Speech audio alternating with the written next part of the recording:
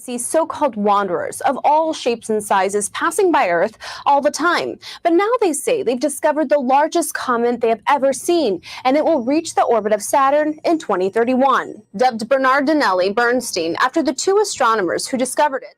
It is a long-standing tradition that comets, the discoverer gets their name attached to the comet, like Halley's Comet. So nothing wrong with the names, it's just I'm a little clumsy with names. But this comet is unusual. And if I say something like giant comet headed toward the sun or whatever, people will get a panicky, strange idea. It's not like that at all. This is not going to come anywhere near the Earth, in fact, quite a distance away. But there's something about it that's special. It really is a big comet. This is the most important meteorite ever to have fallen in Britain. It will help reveal the birth of the solar system. By the way, the largest comet ever seen has now been discovered, and apparently it's heading toward the sun. Researchers say this comet will make its closest approach to Earth in 2031. Okay, so I'm perusing yesterday, and all of a sudden, no one's talking about this, but apparently we might die this weekend. Actually, I should take that back. The scientists say we won't, but there is an asteroid that's coming very close. So that's how you say that so matter-of-factly. So there are like designations for asteroids, and this one in particular has been labeled potentially hazardous because of how close it will come to Earth tomorrow. Did anybody tell you that? I didn't know about There's an asteroid coming. We have no Ben Affleck ready. There's nothing happening. It's like the end of days is unavailable. Yeah. We have no idea what's going on.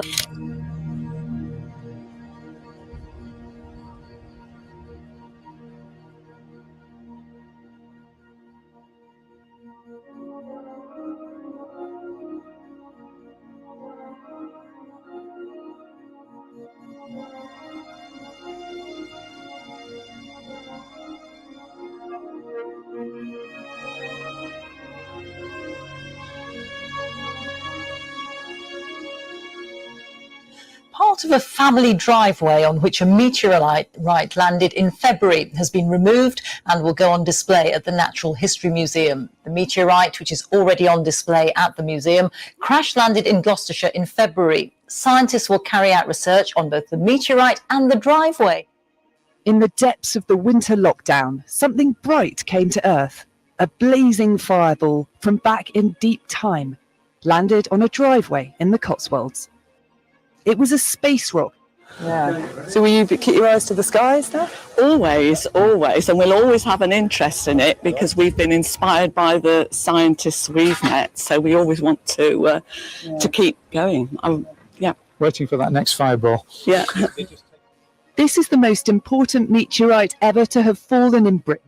Gary Bernstein, a University of Pennsylvania astronomer and co-discoverer of the object, said in a statement, "We have the privilege of having discovered perhaps the largest comet ever seen, or at least larger than any well-studied one, and caught it early enough for people to watch it evolve as it approaches and warms up. Experts say that it's the most distant comet ever to be discovered." It's outgassing quite far already. It's not as close as it'll get, so it has to be some volatiles that are coming off. I just don't know what they will be. And by the way, just for your reference, here's the state of Delaware. So, and here's the size of Los Angeles County compared to Delaware. So we're talking about an LA County-sized comet out there kind of flying at us. So keep that in mind whenever we reference Delaware. It's a little longer than it.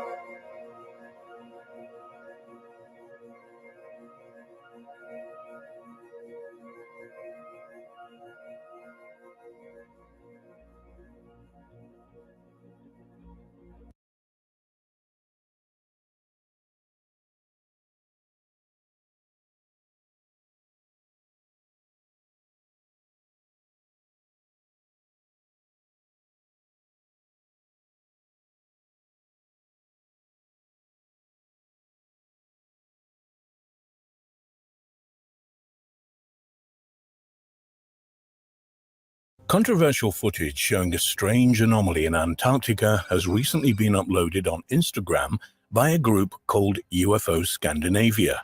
The image shows a man zooming in on a high-definition satellite photo taken from mapping software Google Earth. The photo in question appears to show an enormous structure rising out of the ice, with a massive alien-like face, complete with a mouth, nose, and staring eyes. The footage, which now has over 100,000 views online, has sparked heated debate online. Conspiracy theorist Blake Cousins of YouTube channel Third Phase of Moon has claimed that the vast structure could be something that was left behind by the ancient civilizations of Antarctica. This would link in with the long-held conspiracy theorist belief that an ancient civilization, possibly of alien origin, has lived or still does live under the Antarctic ice. Other comments on the video have been more level-headed, one explaining this is purely natural and random, looks like ice with cracks. Indeed, it has been suggested that seeing such alien faces both in Antarctica and elsewhere is the result of pareidolia, an effect which causes the brain to interpret random shapes as something recognizable. Examples of this misinterpretation would be when people see the face of Jesus on a piece of toast or a dragon in a cloud formation. In April 2019, Scott C. Waring, who runs the website UFO Sightings Daily, identified the face of ancient Greek philosopher Socrates on a NASA image of a rock on Mars. The previous month, Waring had identified buildings, towers, pyramids, and even some abandoned ships on photos of the asteroid Bennu, which orbits the Sun at around 63,000 miles per hour. All this despite the fact that Bennu is in fact only 1/3 of a mile, half a kilometer, wide at its equator. That is only slightly wider than the height of the Empire State Building. Few places in Peru are as Ready to start eating healthier? Meet Cachava. Cachava is the world's healthiest as intriguing and mysterious as the Marquesi Plateau. It's an eerie place containing many legends and strange stories of mysterious subterranean chambers, sightings of balls of light, or even encounters with unknown inner-earth beings. According to Peruvian explorer and philosopher Daniel Russo, the ancient people who built Marquesawi were called the Masma, and apparently Peru was not their only home. The Masma carved Marquesi figures using an unknown molding technique before and after the Great Flood, which was long before the ancestors of the Incas. The strangest of all these carvings are gigantic figures up to 90 feet tall that date back thousands of years. There are also many sculptures depicting both men and animals like camels, horses, turtles, penguins, frogs, dogs, monkeys, seals, and others. Also to be found at Marquesi are a number of intriguing unexplored ancient subterranean caverns and tunnels. Another mysterious face is hidden deep within the southeastern Peruvian Amazon rainforest, carved into stone cliffs.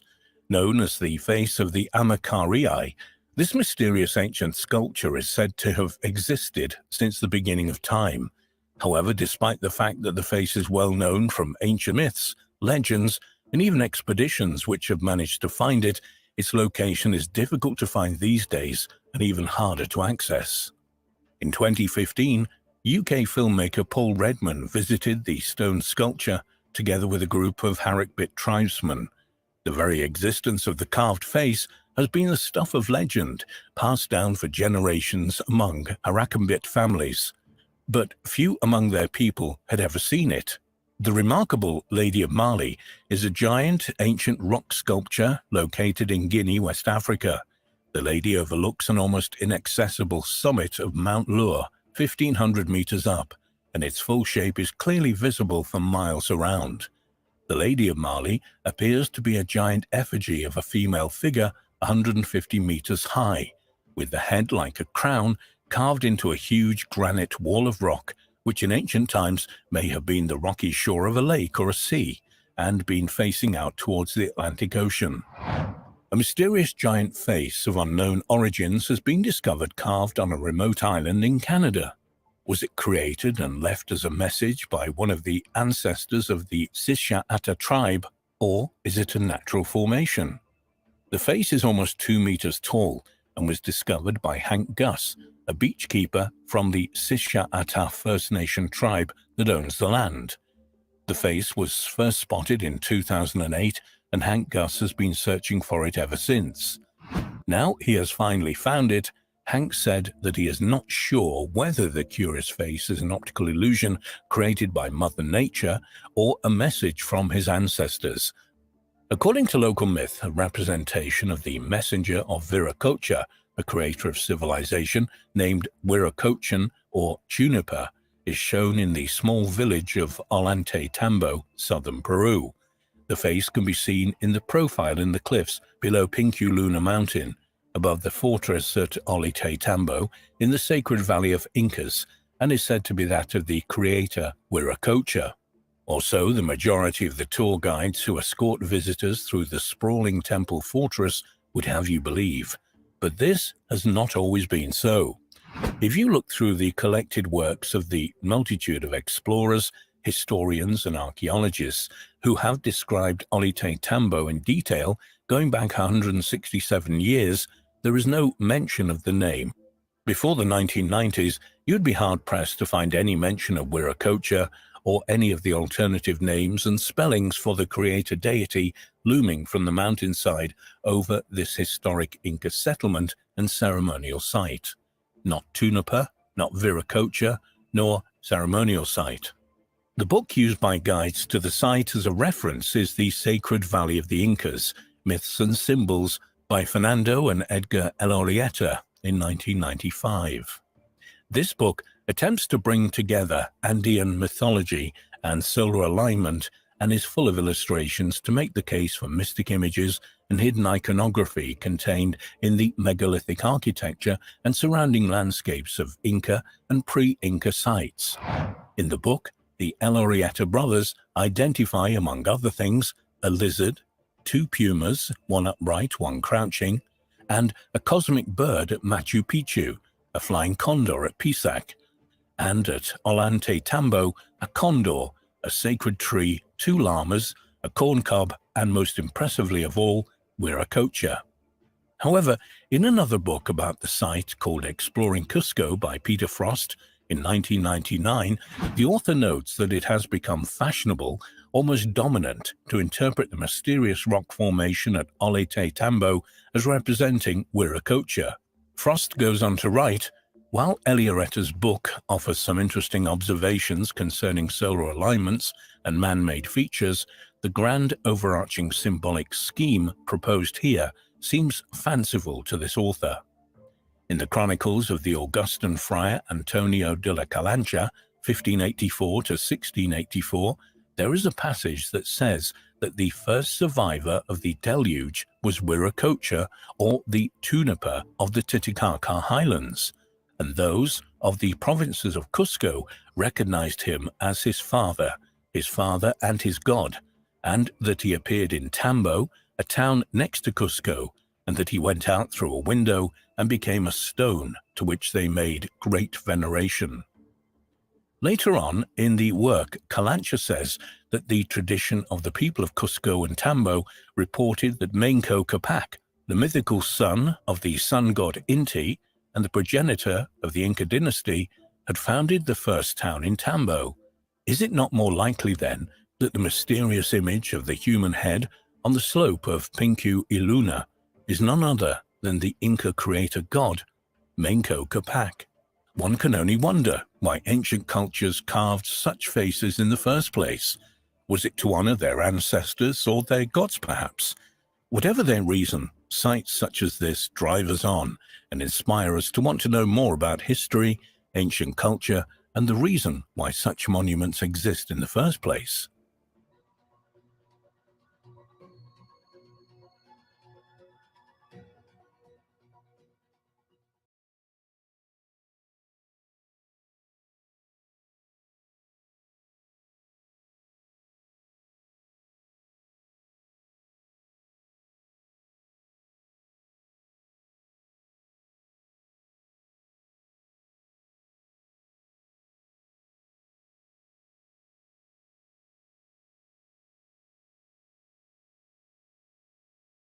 It's still a complete and total theory, a farce actually. It's basically a ruse played on you, and I'll tell you why. It's to train you that you have a faulty body, that your sickness is your fault. The industry doesn't want you knowing these truths. The industry doesn't want you knowing any of that. The industry wants to keep you sick. That's how the money machine works. You've heard of that, right? There's a big part of Big Pharma that's really dark that people are unaware of. That dark part of Big Pharma is 80, 90 years ago.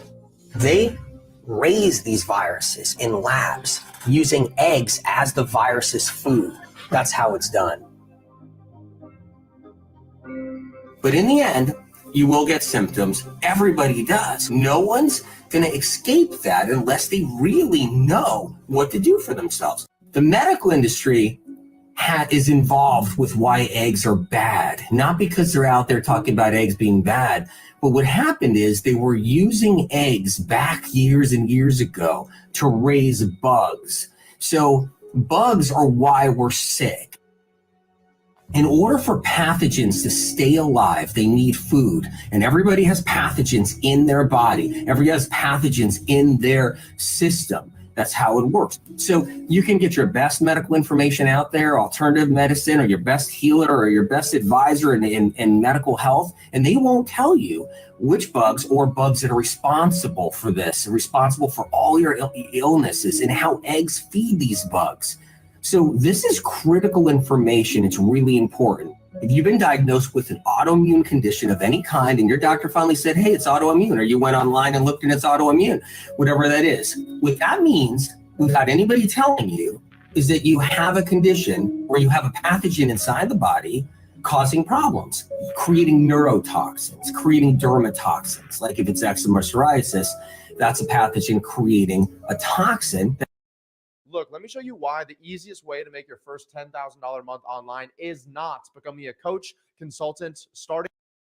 That floats to the skin. This is advanced information. Now, if you eat eggs, if you're eating them or you ate them in the past, you're feeding that pathogen. You're feeding that virus. And that's what's keeping you sick. And that's what's going to keep you sick. Look, the industries use this in labs as a food source for all the bugs that are keeping everybody down, disempowering women and men, actually hurting people, keeping them sick, hurting children, keeping them sick.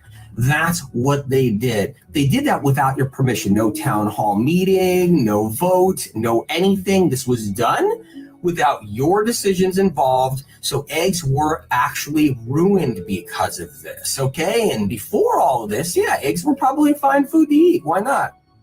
In the 1950s, they didn't know why all these people were sick. They were pouring in symptoms they'd never seen before. I've even talked to old doctors back at the day when they were already 90 years old after practicing way back then.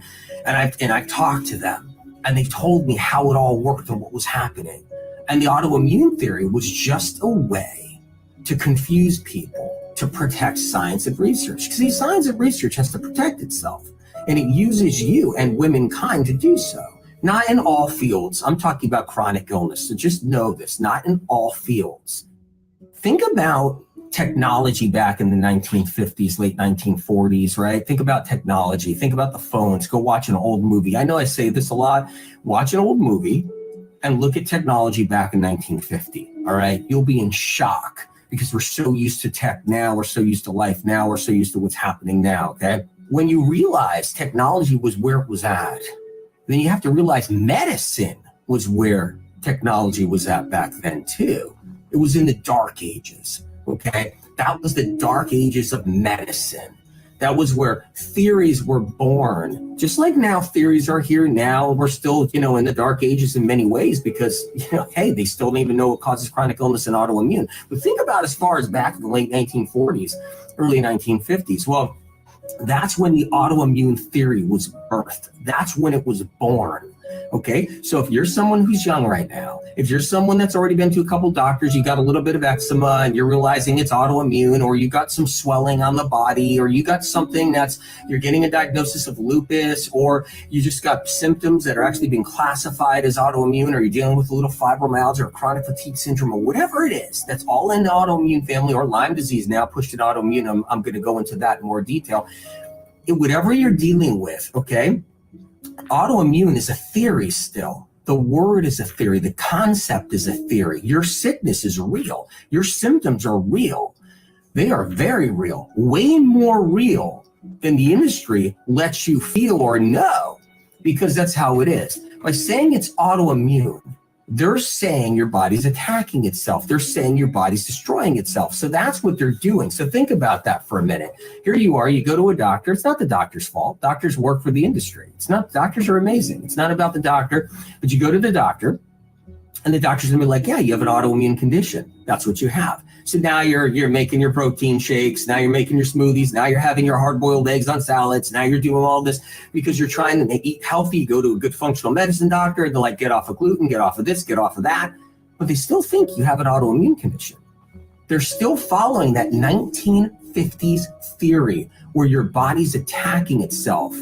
See, autoimmune means your body's immune system is attacking the glands and organs. That's what it means. That's a theory that occurred back in the technology of that, old school of the 1940s and the 1950s. That was a theory that came up because science and research had to protect itself, because millions of patients were coming in with new symptoms for the first time in history. So please know that. And there's no science proving autoimmune yet, the autoimmune theory. There's no science or research that could actually prove the autoimmune theory. Okay, that's how it works.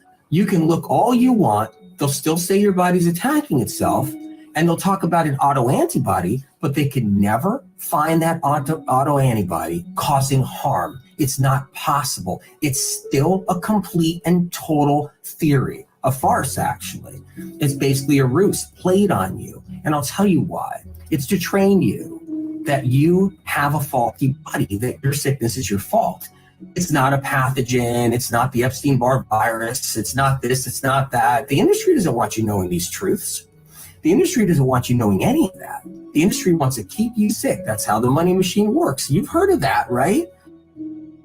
The bugs that create all these illnesses were raised in labs and somehow escaped those labs 80, 90, 60 years ago. And these bugs were raised on eggs. If you don't have a chronic symptom, you don't have a chronic illness, you feel great, nothing's going on at any level, eat the eggs. And then if something comes up down the road, get rid of the eggs. Okay. Then.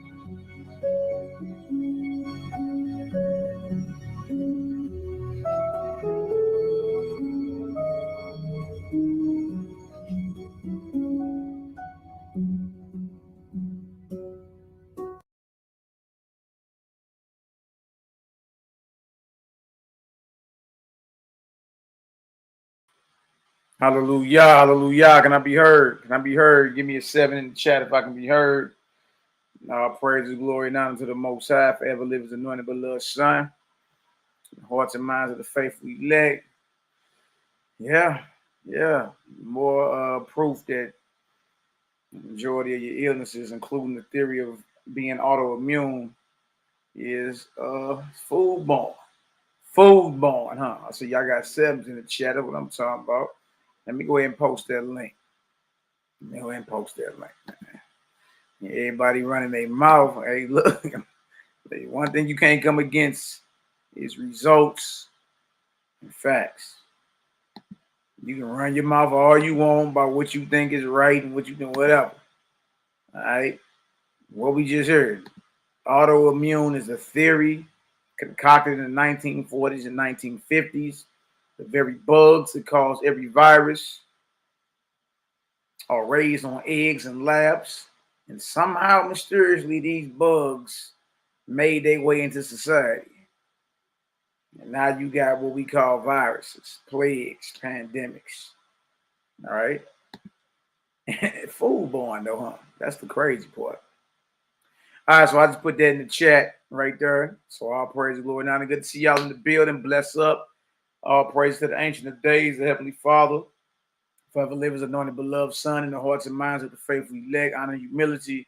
MELCHIZEDEK Ministries, sect of the Nazarenes. Y'all see what it is. Nazarene edition, part 30. The Folly and Sin of the Heathen Gods, part 2. We're going to report 1 2 days ago, Wednesday. So y'all go check that part 1 out. I'm gonna do a smaller recap, and then we're gonna get into it. We've been going into the first century journals of Shimon Kephas, Simon Peter, one of the top apostles of the Holy Messiah. He has writings out here, or a journal out here called the Clementine Homilies. Also Nazarene, actually the Apostles. Basically the same writings, a few missing writings that the Nazarene Acts picks up on. First century documentation, though. All right. Now you ask yourself why this ain't in your authorized, standardized Bible. All right.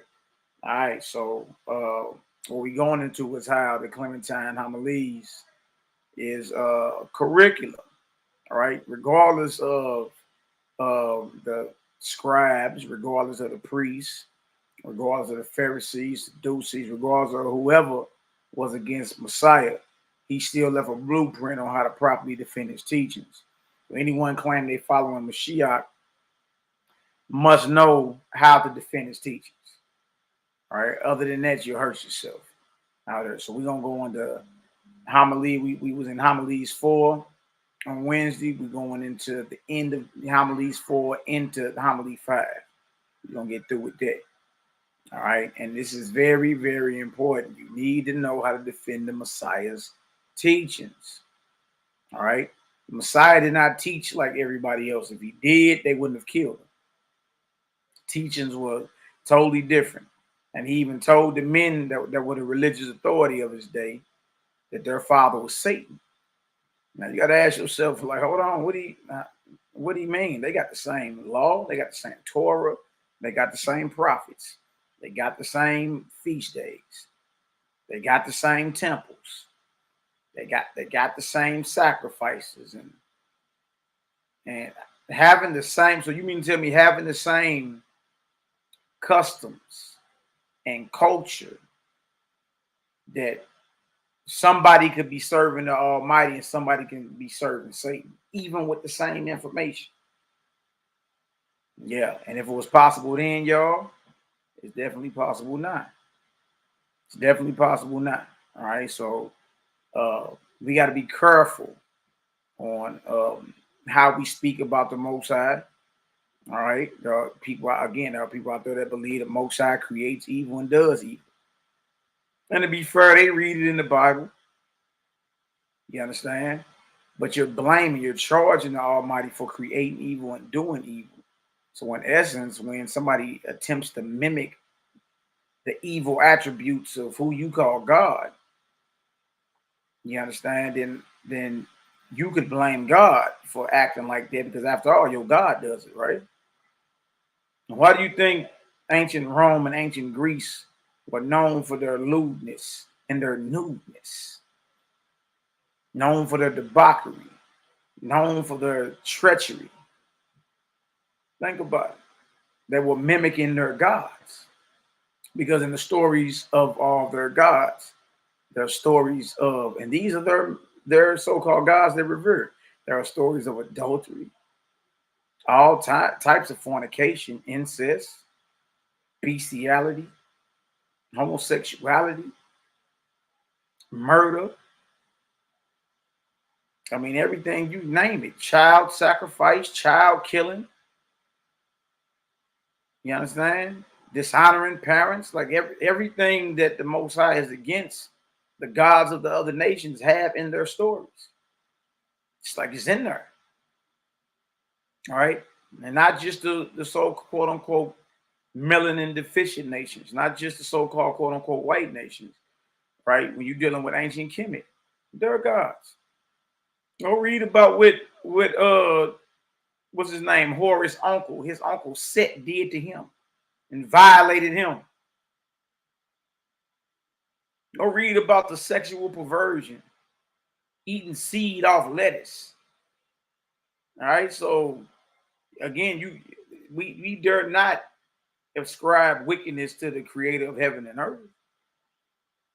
We ought not do that. All right, and when the Messiah, when it came down to wickedness, the Messiah pointed wickedness back to the author of wickedness and evil, and he did not name the Most High, and he named Satan. So he's the father of lies, and he abode not in the truth. When he speak of a lie, speak of his own. He was a murderer from the beginning. He didn't put evil on his father. He put evil on Satan. That's who evil belonged to. All right. So again, you must be teaching the Torah through the lens of the Holy Spirit, which was given to the disciples by the Messiah. All right. These men had the fiery tongues put on them. Shouldn't we hear what they have to say? One of the chosen apostles is Simon Peter, K5, for y'all don't know, the Clementine Homily. And look, they write, the Clementine Homilies is right on Amazon. So a few dollars. All right. That and the Nazarene Acts of the Apostles. Let me post it for y'all, just in case anybody ain't got it. You need these. All right. And these are Peter's journals. Detailed debates, detailed records of his debates with Simon the magician. You need to know that if you call yourself defending the testimony of Messiah. All right. You need to know that. Very, very detailed, precise records. Nazarene Acts of the Apostles. On Amazon. Yeah, I'll check that out. Yeah, I know, right? Yuck, nasty, ew. Yeah, but their gods do that. So if your God is responsible for evil, eventually you're going to try to mimic your God and do wickedness. All right. So enough of that. We about to go ahead and jump into this. All right. All praise. Ari, I said I had my books. I just finished reading the Gospel of the Nazarene. Revolutionary. The Gospel of Nazarene is very, very revolutionary. Very, very, very, very revolutionary. You understand? Yeah. Yeah, very revolutionary. And it's going to challenge you to be better. It's going to challenge you to live in harmony with the Most High's creation. It's going to challenge you to stop chewing on the dead flesh of animals.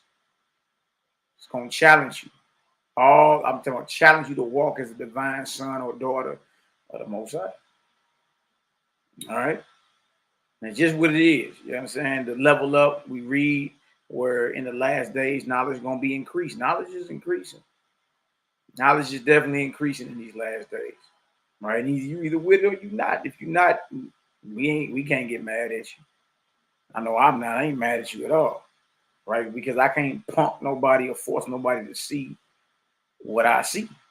You either see it or you don't. If it don't resonate with your spirit, don't rock with it. All right. All you can do is stay true to yourself. All you can do is stay true to yourself. All right. Once you start going against what you know to be the truth, you understand? That's when you're sinning. You're sinning at that point. All right. But ask yourself, how many of you heard the truth? You understand that, okay, yeah, that's a little different than what I thought was real, but it makes sense. It's challenging me, and you still decide to ignore it. There's a grievous punishment coming for that. There's a harsh punishment, should I say, coming for that, for those who refuse to hear his voice. You understand? Because what social status? You afraid to lose? What, money, friends, family? You afraid to lose? I thought we supposed to fear the Almighty. So woe to anybody that heard what we saying, but still, for the sake of, not sitting in the hot seat and not taking fire, which to me is nothing. I'm like, whatever. Because what nobody got to say, I said what I said. But if you're afraid to stand for what the Most High is revealing to you, he's convicting you, and he's showing you by so many different witnesses. People don't even know each other, saying the same thing to you, convicting you in your spirit, convicting you in your dreams. And when it comes down for you to take a stand for what you know is right, for what you know he's convicting you to speak and say and live like, you cower down for what? For the sake of what? What you saying? A social status, what? Fame, what? Money? Right? I thought the word says you should know the truth, and the truth shall what? Make you free, right? Well, if you're afraid to speak truth and live truth, you don't deserve to be free. You deserve to be a slave.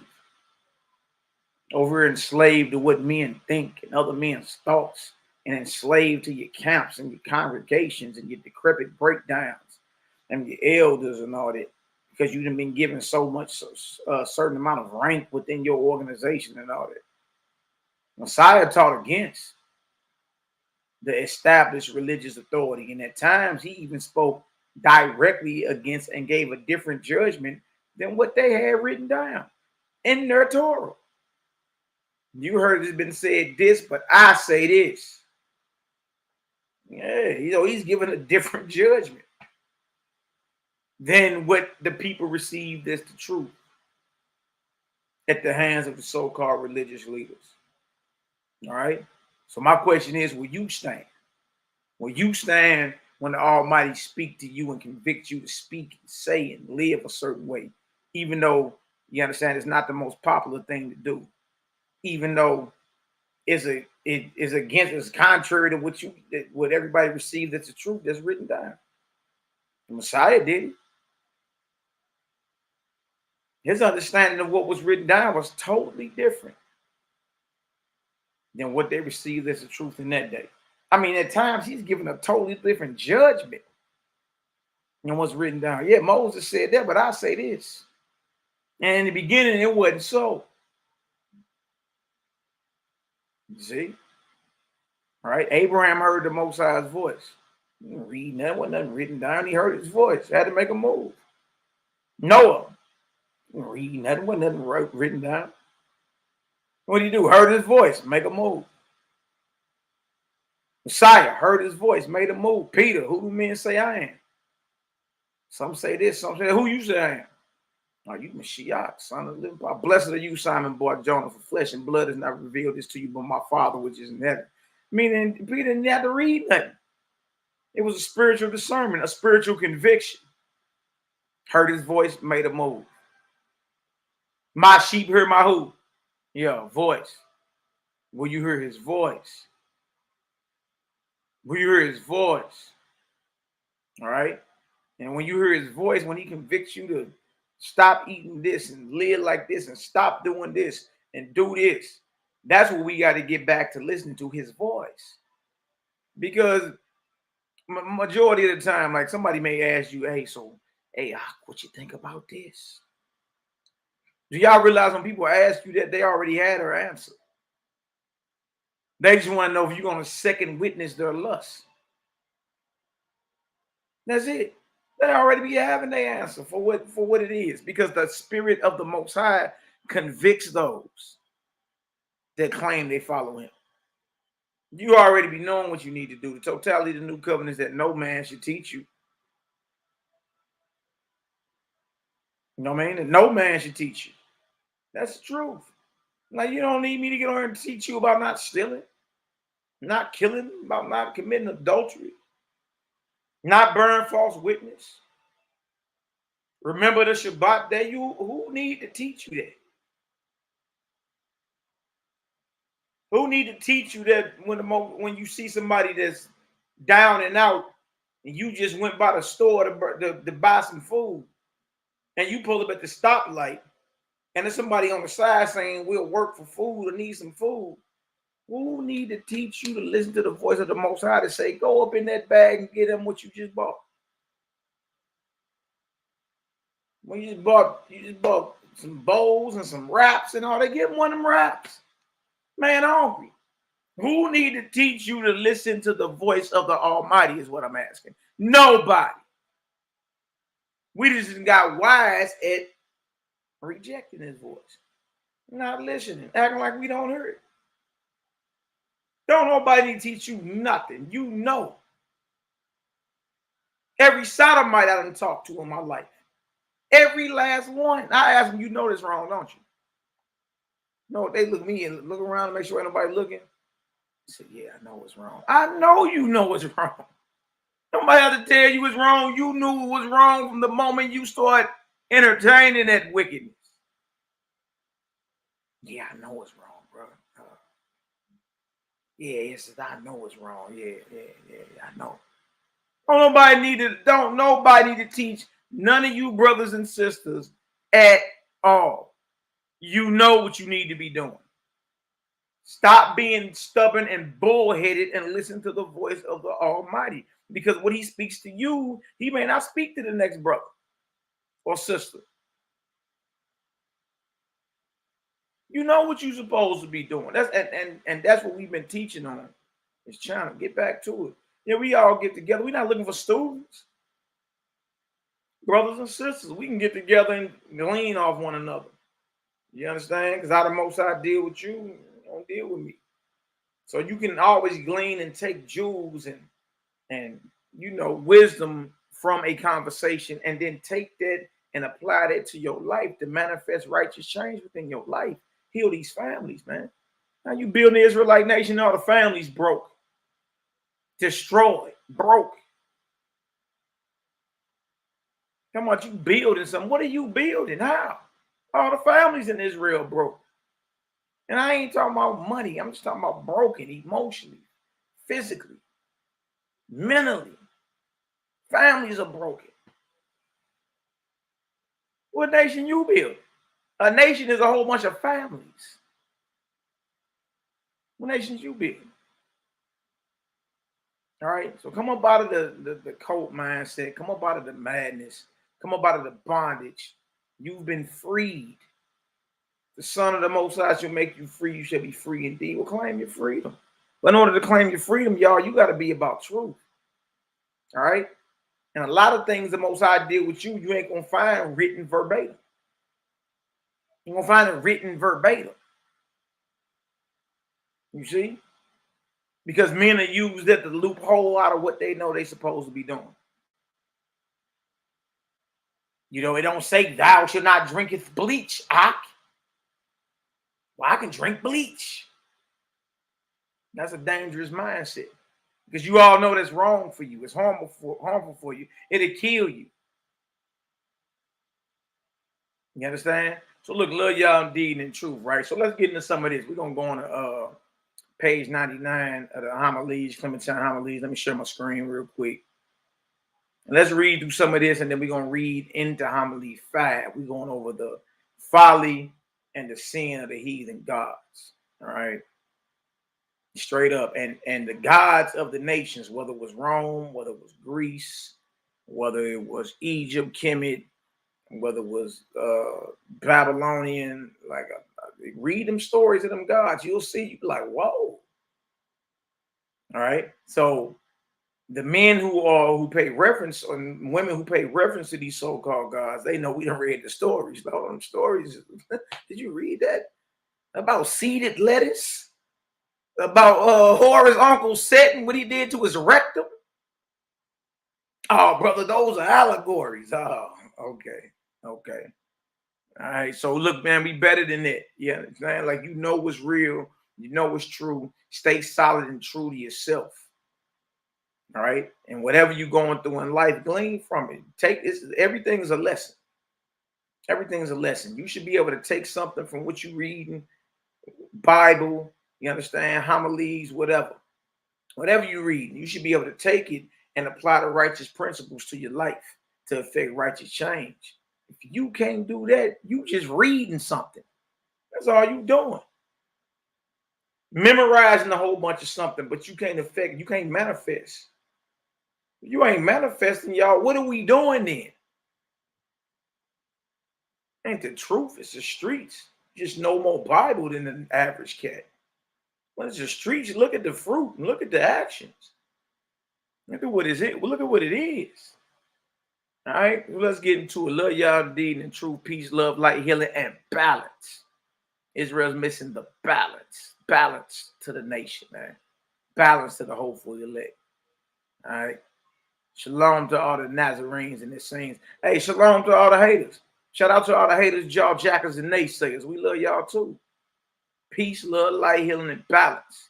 All right. So let's get it done. Good to see y'all in the building. Hey, look, I'm just going to say shalom to everybody. You understand? Because there's so many of y'all in the chat. Bless up. Good to see y'all. All right. All right, let's get it done. Let me share this real quick.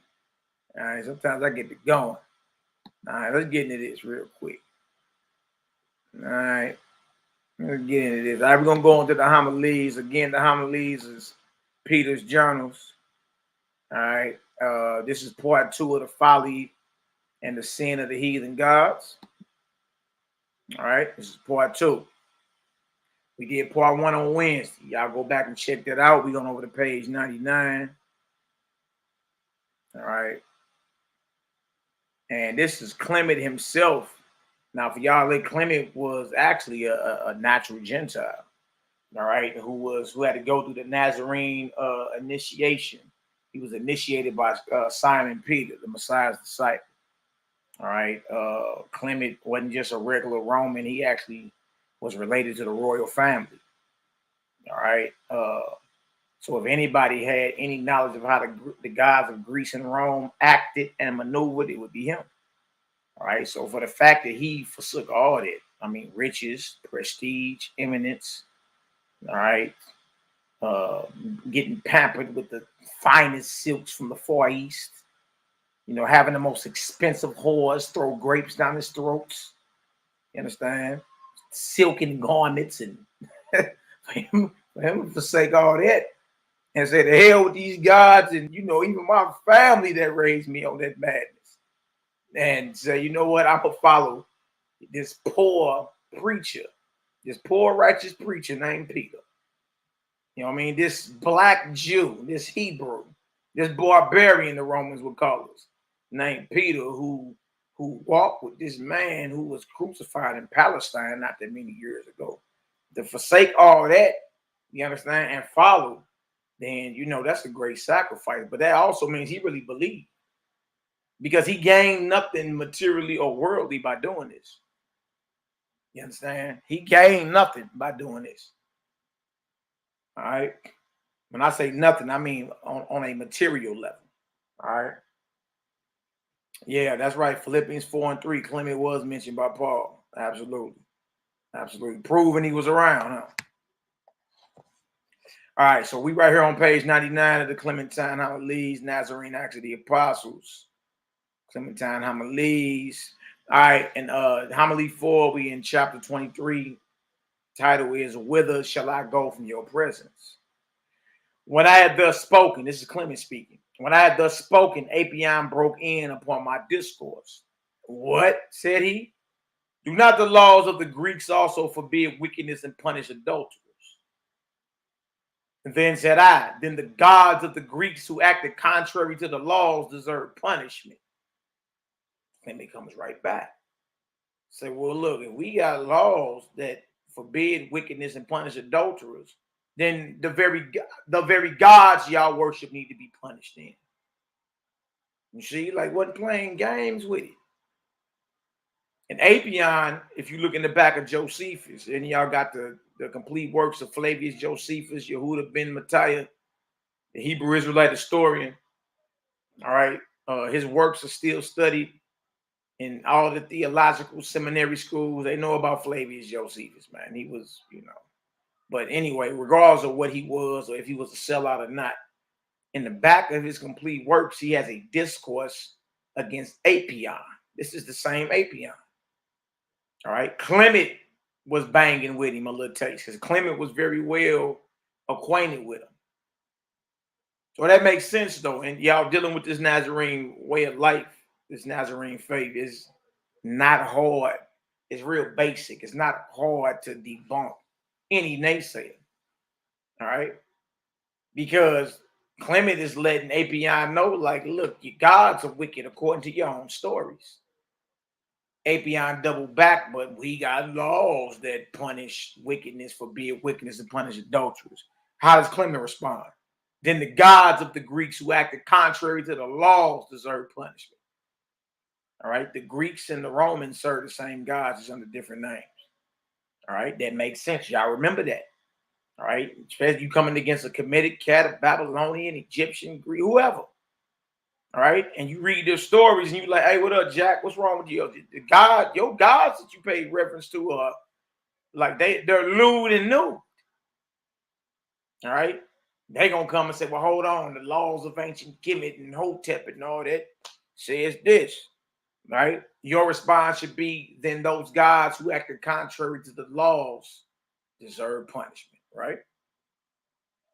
But how shall I be able to restrain myself if I suppose that the gods themselves first practiced all wickedness as well as adultery and did not suffer punishment? That's a good question.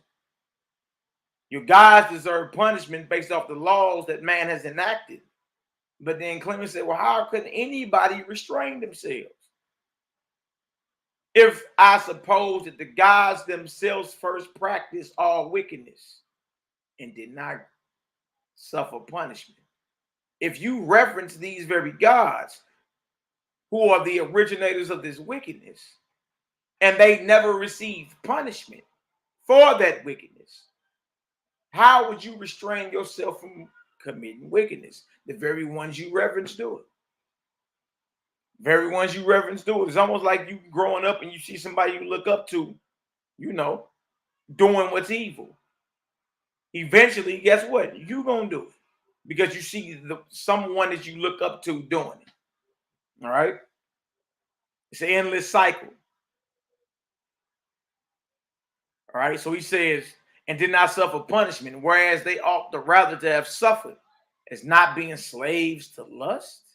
But if they were subject to it, how were they gods? This is what Clement asking. If the gods are subject to everything that man is subject to, how are they gods? How are you referencing them? Then Apion said, let us have in our eye not the gods, but the judges, and look into them, we shall be afraid to sin. Then I said, this is not fitting, O Apion, for he who has his eye upon men will dare to sin in the hope of escaping detection. But he who sets before his soul the all-seeing God, knowing that he cannot escape his notice, will refrain from sinning, even in secret.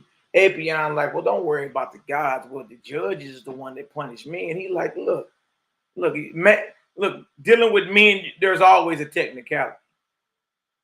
Technically, and you know, people beat trial all the time that did evil stuff. People beat trial on a technicality all the time. So Clement like, nah, Apion, you ain't getting away with that either. All right? But if you got your eye on the all-seeing God, you know you ain't going to escape his notice. And being that you know his eyes are in every place, beholding the good and the evil, guess what you're going to do? You're going to check yourself. Because everything you do, you know your creator is watching and taking note. All right? Next chapter, allegory. Homily 4, chapter 24, page 100. Allegory. Y'all getting some understanding? Give me a Yahoo up in the chat. Give me a Yahoo up in the chat if y'all getting some understanding. I got a Facebook message from my sister. All right. I'll get back with you, sis, if you're listening. That's right. That's right. Much love. All right. Just want to make sure everybody getting some understanding. All right. All praise. All praise. Allegory. When Apion heard this, he said, I knew ever since I heard that you were consorting with Yahudim, Jews, Israelites, basically, that you had alienated your judgment. What has been well said by someone, evil communications corrupt good manners.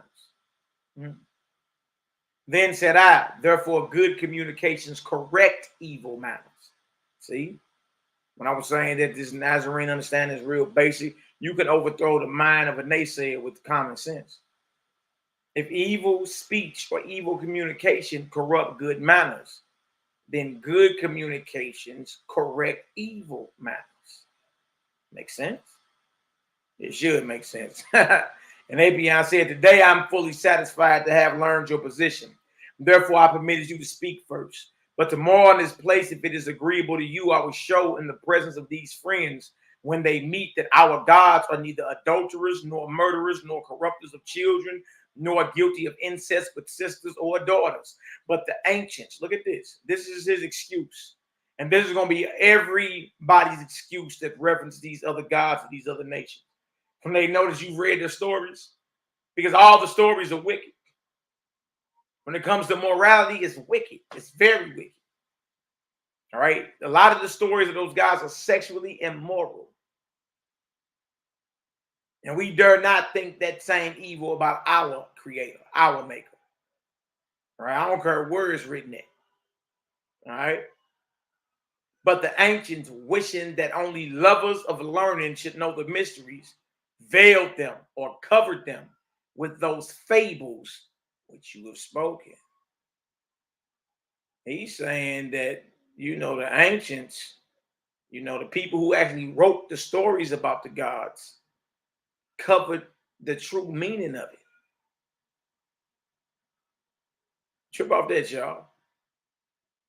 Covered the true meaning of the gods with wicked stories. That don't even make sense.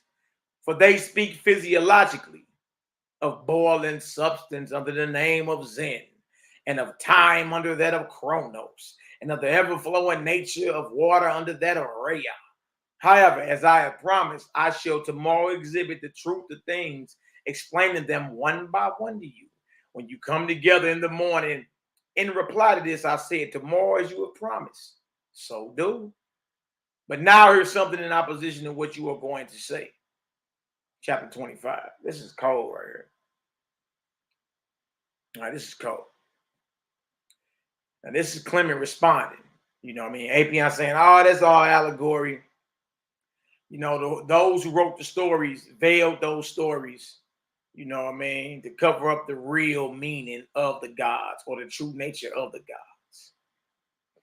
So the more I'm going to prove that the gods that we serve, whether it's the Roman gods, Greek gods, Babylonian, ancient Samaria, Kemet, all them little gods, I'm going to prove all those are allegories. You know what the Negro that's on trial now, Polite, he used to say, these are all anthropomorphisms.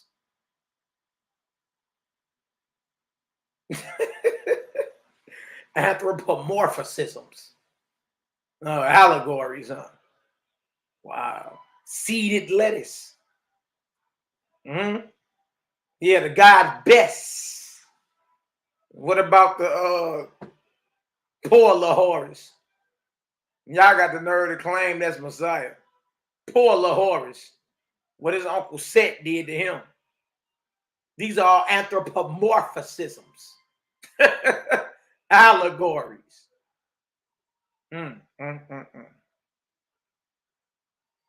If the doings, now trip off this. This is where Clement responds to all this so-called allegorical talk these men saying.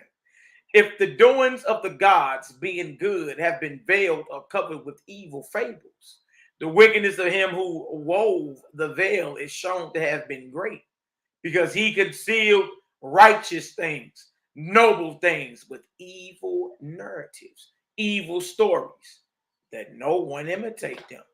Facts.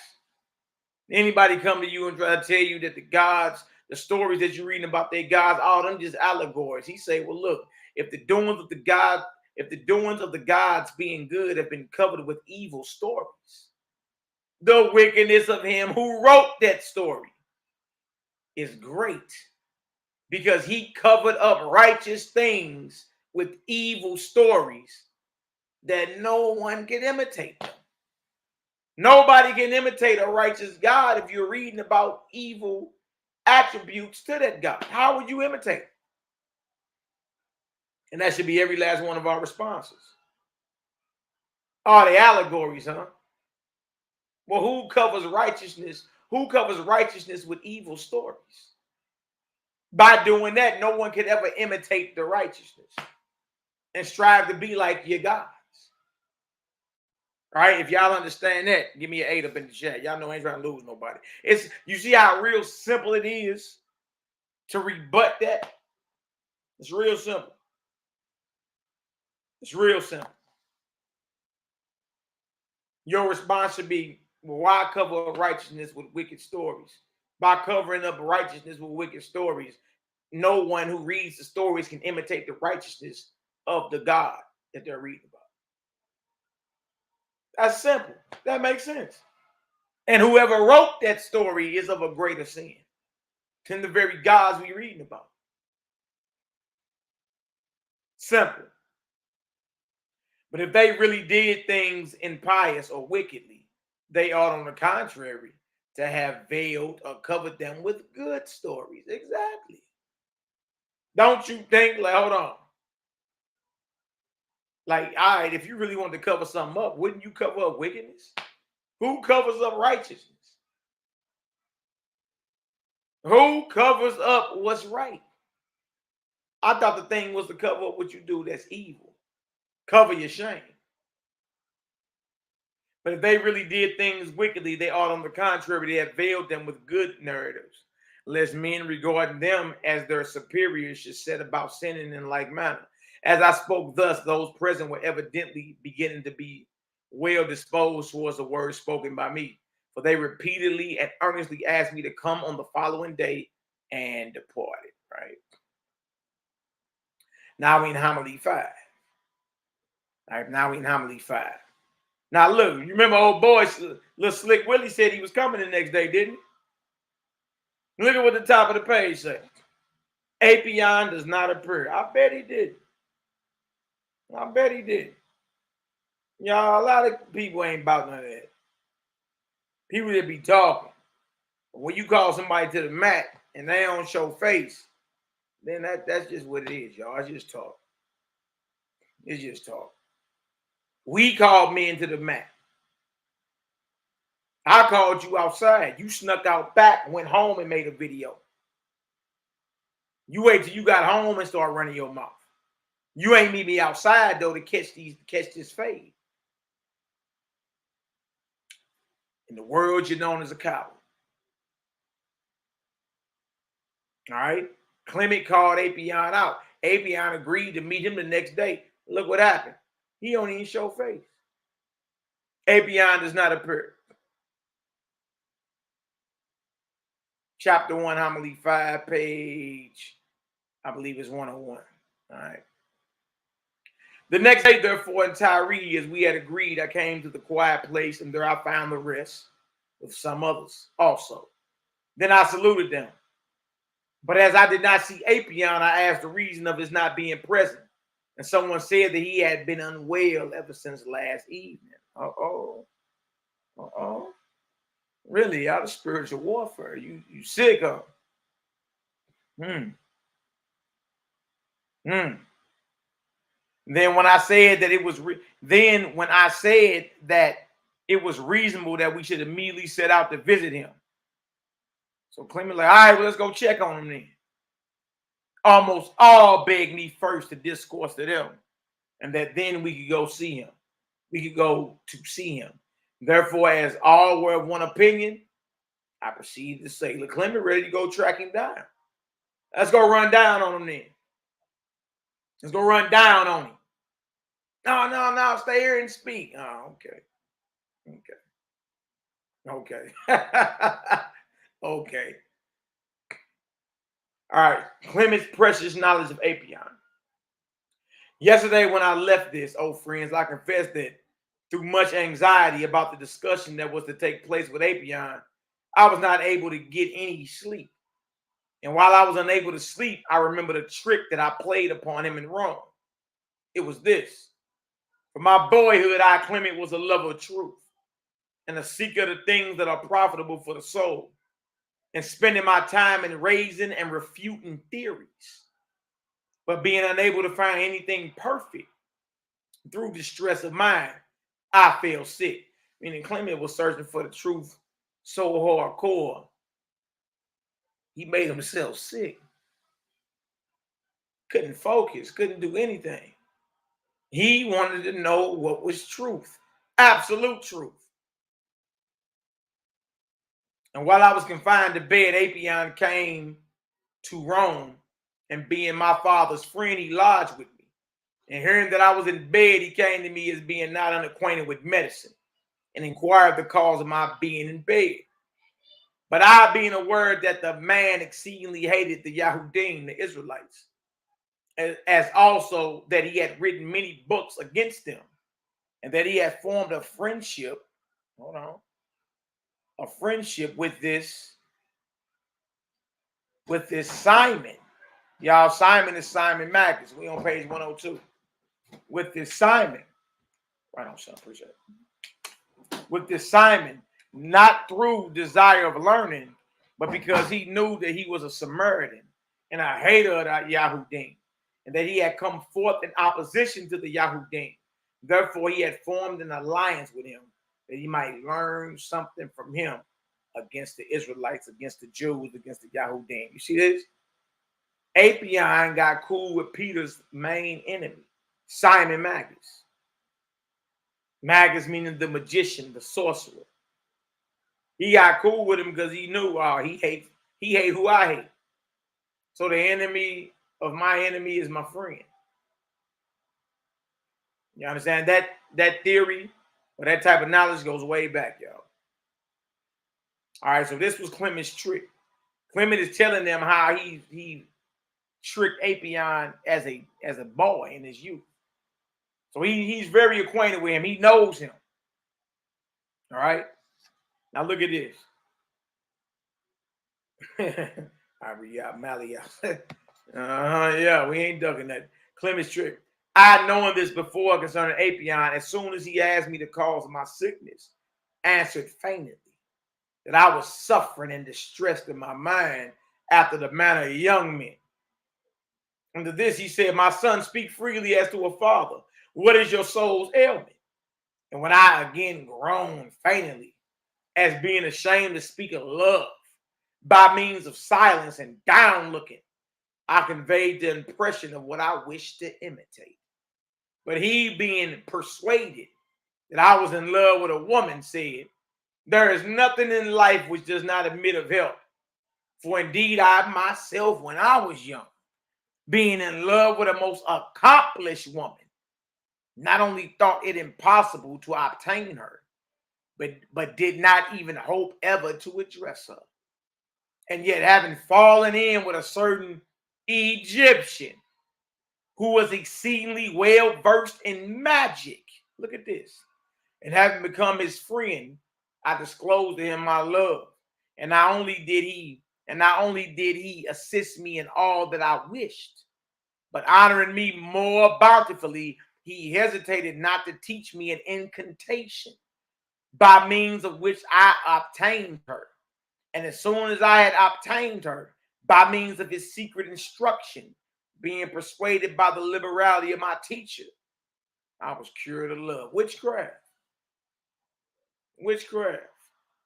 So Apion is thinking that Clement is sick because he's wounded in his soul about the love or the lust that he has for a woman that he can't have. You see? So Apion says, look, when I was around your age back in the day, I went to a sorcerer, a diviner, a magician, right? And he taught him an incantation, right? A spell, right? So look, I know a lot of us think this is not real, right? Let me show y'all what's going on today. We come back to this right here.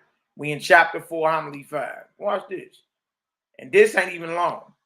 I want to show y'all this. Shout out to my NehemiYAH. He showed me this not that long ago. Blew my mind. I say, wow, this is serious. This is going down, huh? Spellcaster. And so what Clement is letting be known is that, look, Apion is a warlock. He in the incantations and all that. Hold on, y'all. What's going on, man? Okay. Dude, a straight wit. He a warlock. Let me show y'all something real quick. Let me stop the screen. Let me show y'all something. Same thing going on today. Right. REI. He conveyed the impression of what he wished to imitate. Exactly. Now watch this. I want to show y'all something. Let me go over here. Show you how real this gets. Everybody think this stuff a game. Look, that's why again, y'all, you gotta be careful. All right, you are not to be in table fellowship with everybody. No, you're not. All right, the only way this spell or incantation can work is if you in table fellowship with everybody. Everything goes. No, it don't. All right. The Nazarene and the Scene brothers was very, very particular about who they fellowshipped and broke bread with. Remember that. All right? Real thing this. So he showed him an incantation, right? Let me show y'all something. Out to my NehemiYAH. If you're listening, bless your hands, my brother. Bless your hands. All right. Let me show y'all something. Bear with me 1 second. Time to bring it out. Time to bring it out. Because everybody think we be playing around here. Ain't nobody playing no game. Now look at this. All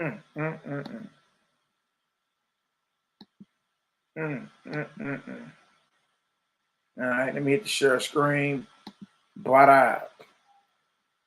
Share that real quick. Right back to what we was going over.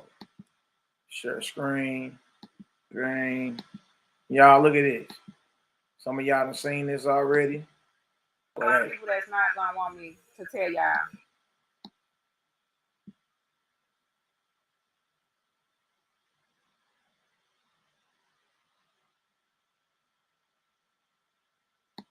There's gonna be a lot of people that's not gonna want me to tell y'all, you know, that I'm gonna tell y'all now.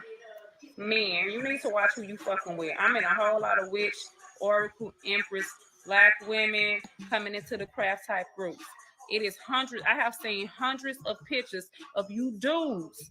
Do you understand me? That these women is putting inside of these groups, and on full moons and on new moons, they straight up casting full flat out spells on y'all because y'all out here being dirty. Look, black man, tell that woman if you fucking around with somebody else, like they straight up fucking y'all lives up, and y'all think it's some invisible God out here making you have car accidents, making you be being stuck to a woman, and you can't never let her go, and you can't never get away from her because she didn't put blood in your motherfucking food. She got your picture in the middle of a group with hundreds of other little young ass witches that ain't got no guidance, that ain't got no type of structure and discipline over them, and they just casting. You got 30 to 100 motherfucking women, y'all, sitting here saying, drive him into hell. May he pay for what it is that he did to her. Even if you just made a simple ass mistake, you know what I'm saying? You done pissed her off today. When you out here dating these women, you need to ask them what the fuck they believe in. I don't care. Just because she a Christian do not mean that she is not playing around with her witch friends in blood magic, the power of blood.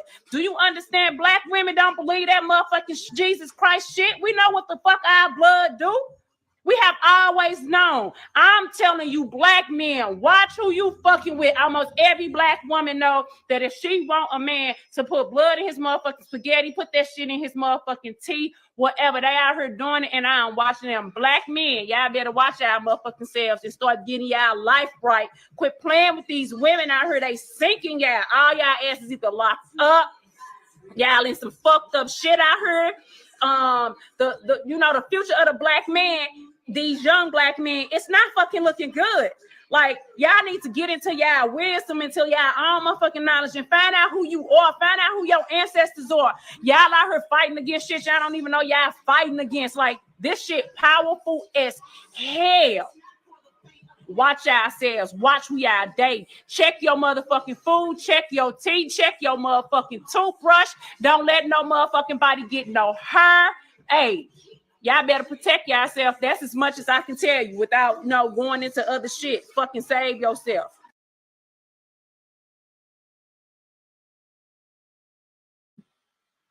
Well, there it is.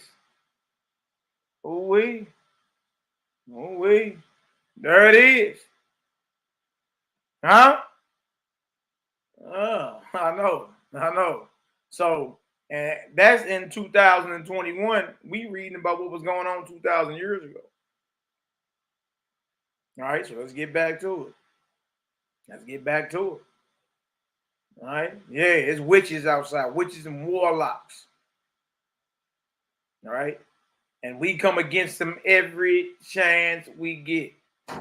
We ask the Most High to unsheathe his sword and cut them all down. Be hostile toward every ruler of darkness. The power, name, and authority, Yahushua Mashiach. Yeah, we pray against witches over here. We pray against every spell and curse sent against us. We cut it down and commanded the boomerang back to whoever sent it. Now we unleash the fire of the Ruach after every last bit of it. All right? So let's get back into it. And we all heard about blood in the spaghetti before. Come on, man. This ain't nothing new. Let's get back to it. All right.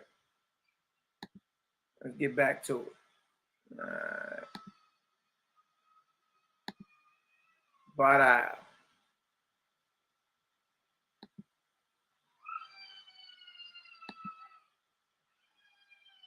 all right, here we go. Right here.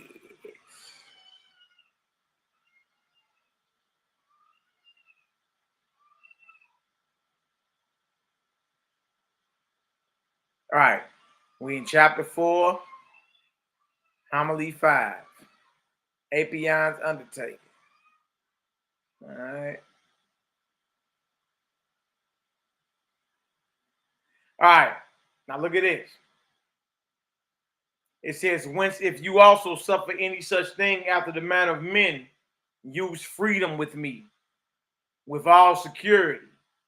For within 7 days I shall put you fully in possession of her. Wow.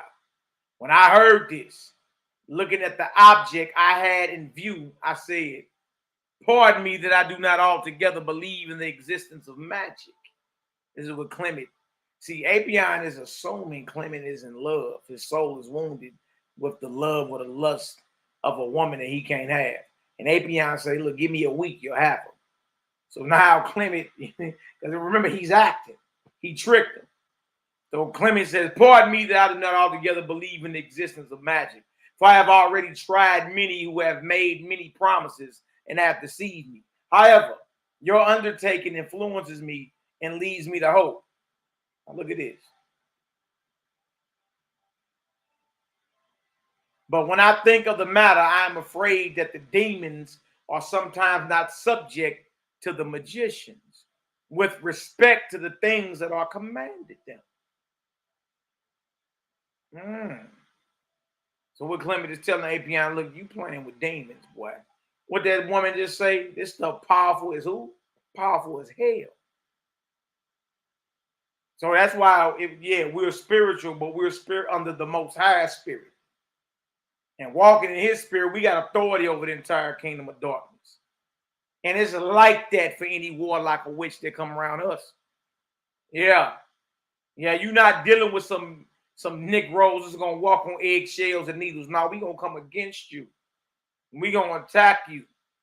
You understand? You think you be up late hours at night. We be up all hours of the day, of the night, binding up forces, canceling every plot, plan, and scheme of the adversary. Commanding these curses to boomerang back to whomever sent it. Asking the Most High to send forth his lightning and arrows, scatter these devils. Be hostile toward all your enemies. Assign every angel of war to be hostile toward their house. Send chaos into the camp of Satan. Yeah. All right, so Clement, like, look, from what I've experienced, the demons are not always in subjection to the one who claimed that he's a magician. Theory of Magic, chapter 5. Then Apion said, admit that I know more of these things than you do. However, that you may not think that there is nothing in what you have heard from me in reference to what you have said, I will tell you how the demons are under necessity to obey the magicians in the matters about which they are commanded.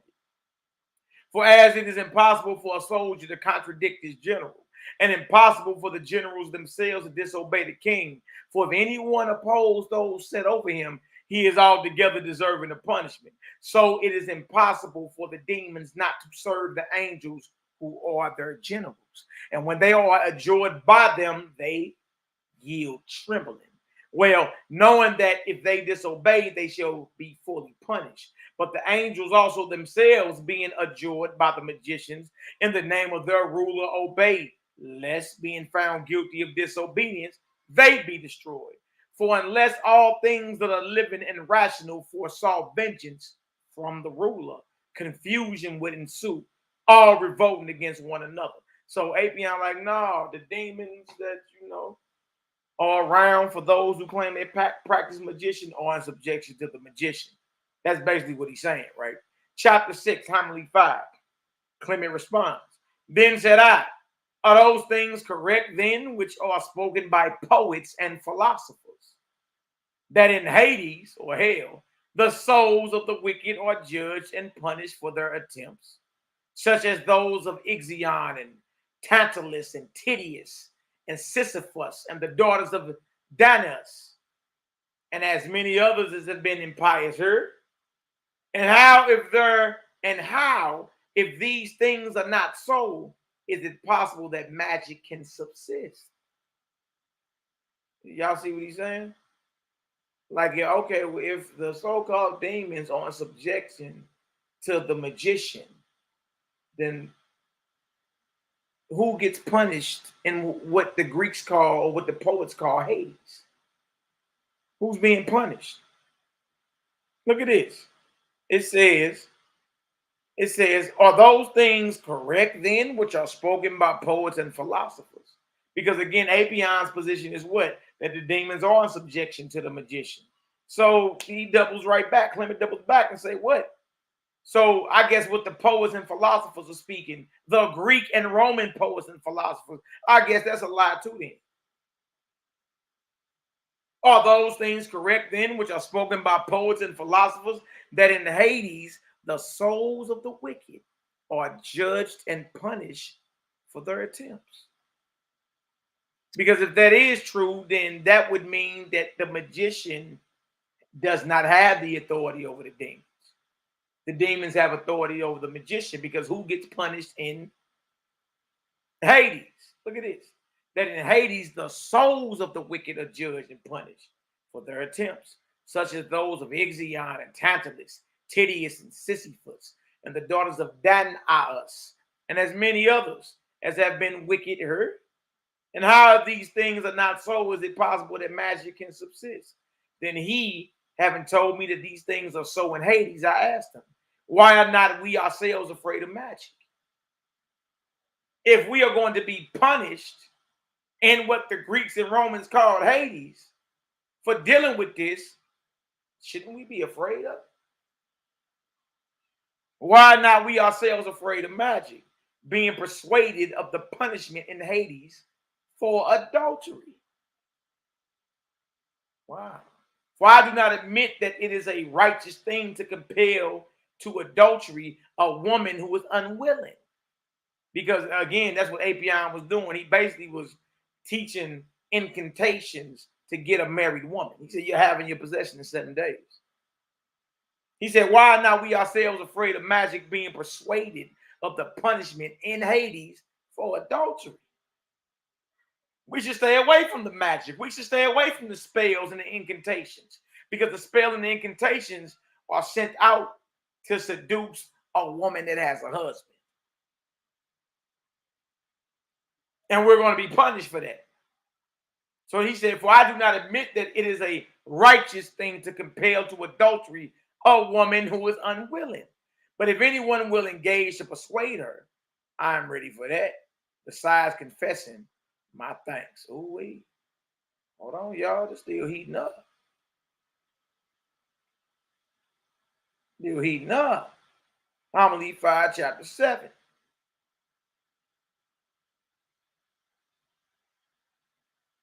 Homily 5, chapter 7. Heating up in this deal.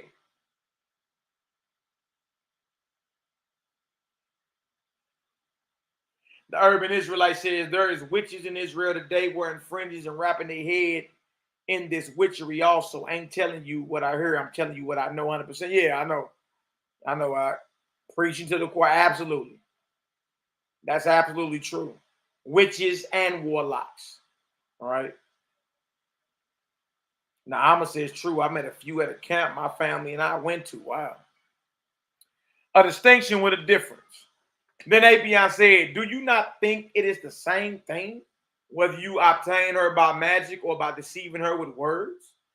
Then said I, not altogether the same, for these differ widely from one another. For he who constrains an unwilling woman by the force of magic subjects himself to the most terrible punishment, as having plotted against a chaste woman. But he who persuades her with words and puts the choice in her own power and will does not force her. And I am of opinion that he who has persuaded a woman will not suffer so great punishment as he who has forced her. Wow. Basically forced her through magic, basically raped her by casting spells.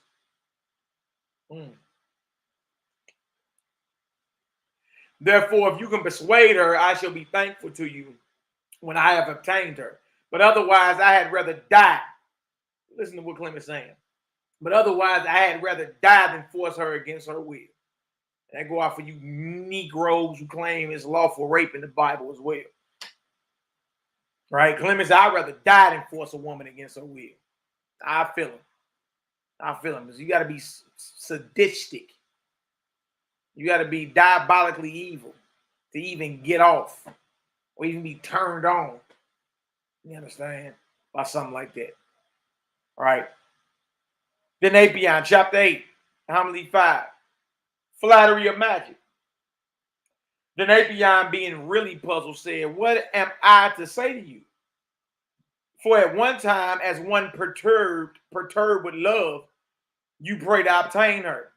And anon, and immediately, as if you loved her not. You make more account of your fear than your desire. And you think that if you can persuade her, you shall be blameless as without sin. But obtaining her by the power of magic, you will incur punishment. But do you not know that it is the end of every action that is judged? The fact that it has been committed and that no account is made of the means by which it has been effected. And if you commit adultery being enabled by magic, shall you be judged as having done wickedly? And if by persuasion, shall you be absolved from sin in respect of the adultery? Then I said, on account of my love, there is a necessity for me to choose one or other of the means that are available to procure the object of my love. And I shall choose as far as possible to cajole her rather than to use magic. But neither is it easy to persuade her by flattery, for the woman is very much of a philosopher. A love letter, chapter 9. So Clement, like, look, I'm not down with the spells and the incantations and the magic. You understand? I'd rather use my words. Today they call it, you know, boy got a mouthpiece on. The youngins say, shoot my shot. You know, back in the day, you used to call that game. Boy, got game.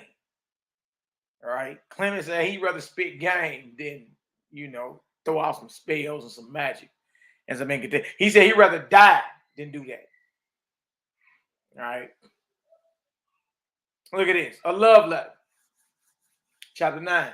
Then Apion said, I am all the more hopeful to be able. Top of page 105. All right. All the more hopeful to be able to persuade her as you wish, provided only we be able to converse with her. That said, is impossible. Then Apion asked if it were possible to send a letter to her. Then I said, that indeed may be done. And Apion said, this very night I shall write a paper on encomiums of adultery. Hold on. This very night I shall write a paper on encomiums of adultery, which you shall get from me and dispatch to her. And I hope that she shall be persuaded and consent. Apion accordingly wrote the paper and gave it to me. And I thought of it this very night. And I remembered that fortunately I have it by me, along with other papers which I carry about with me. Having thus spoken, I showed the paper to those who were present and read it to them as they wished to hear it. And having read it, I said, this, O men, is the instruction of the Greeks, affording a bountiful license to sin without fear. The paper was as follows. Clement done tricked him. He done straight got this cat to write, to commit in writing what he would do to seduce a married woman to commit adultery. He finally gave him the letter, and guess what he did? He read it in front of everybody. This is what these cats is doing out here. This is what they doing out here. The love to the beloved one, anonymously. On account of the laws of foolish men, at the bidding of love, the firstborn of all, salutation. I know that you are devoted to philosophy, and for the sake of virtue, you affect the life of the noble. But who are nobler than the gods among all? And philosophers among men. Y'all remember, this is API, someone who reveres the gods of the Greeks and the Romans, writing a love letter or a letter of adultery to a woman who already has a husband who he think Clement is in love with. And he decided to write the letter for Clement. Clement receives the letter. Clement receives the letter, right? Clement receives the letter, and Clement reads the letter in front of a crowd, say, look what these cats is up to. But who are nobler than the gods among all, and the philosophers among men? For these alone know what works are good or evil by nature. Look what he's saying. But who are more nobler than the gods among all, and the philosophers among men? The philosophers who write about the gods. But these alone know what works are good or evil by nature, and what not being so or accounted so by the imposition of laws. Now then, some have supposed that the action which is called adultery is evil, although it is in every respect good. Look at this. Look at this. The same cat who said to Clement in the last homily, hold on, man, we got laws to punish wickedness and adultery. He writing this letter to this woman who he think he writing it for Clement so Clement can seduce her to get her. Clement then tricked him to write down what he really believed about adultery. And he in here saying it is in every respect good, for it is by the punishment of eros. For it is by the appointment, for it is by the appointment of eros for the increase of life. Look at this. Yeah, you got to commit adultery. It's by the appointment of a God to increase life. Adultery is. Wow. For it is by the appointment of eros for the increase of life. And eros is the eldest of all gods. For without eros, there can be no mingling or generation either of elements or gods or men or irrational animals or anything else. For we are all instruments of eros. He by means of us is the fabricator of all that is begotten, the mind inhabiting our souls. Hence it is not when we ourselves wish it, but when we are ordered by him that we desire to do his will. But if while we desire according to his will, we attempt to restrain the desire. Look at this. Hence it is not when we ourselves wish it. Wish what? Wish adultery. But when we are ordered by him, they got a God that orders you to commit adultery for the sake of reproduction. And this heathen God name is Eros. But when we are ordered by him that we desire to do his will. But if while we desire, according to his will, we attempt to restrain the desire, meaning the temptation of adultery come in, you like, I ain't doing that. Look at this. But if while we desire according to his will, we attempt to restrain the desire for the sake of what is called chastity, what do we do but the greatest wickedness? He's saying it's the greatest wickedness to resist adultery. When we oppose the oldest of all gods and men. Wow. Wow.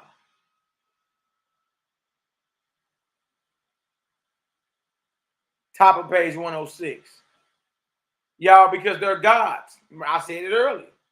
The reason ancient Greece and ancient Rome and ancient Kemet, the reason they were so lewd and nude, because these are the attributes that are ascribed to their gods. All right. If you understand that, give me a 3 up in the chat. All right. Give me a 3 up in the chat. Oh, wait.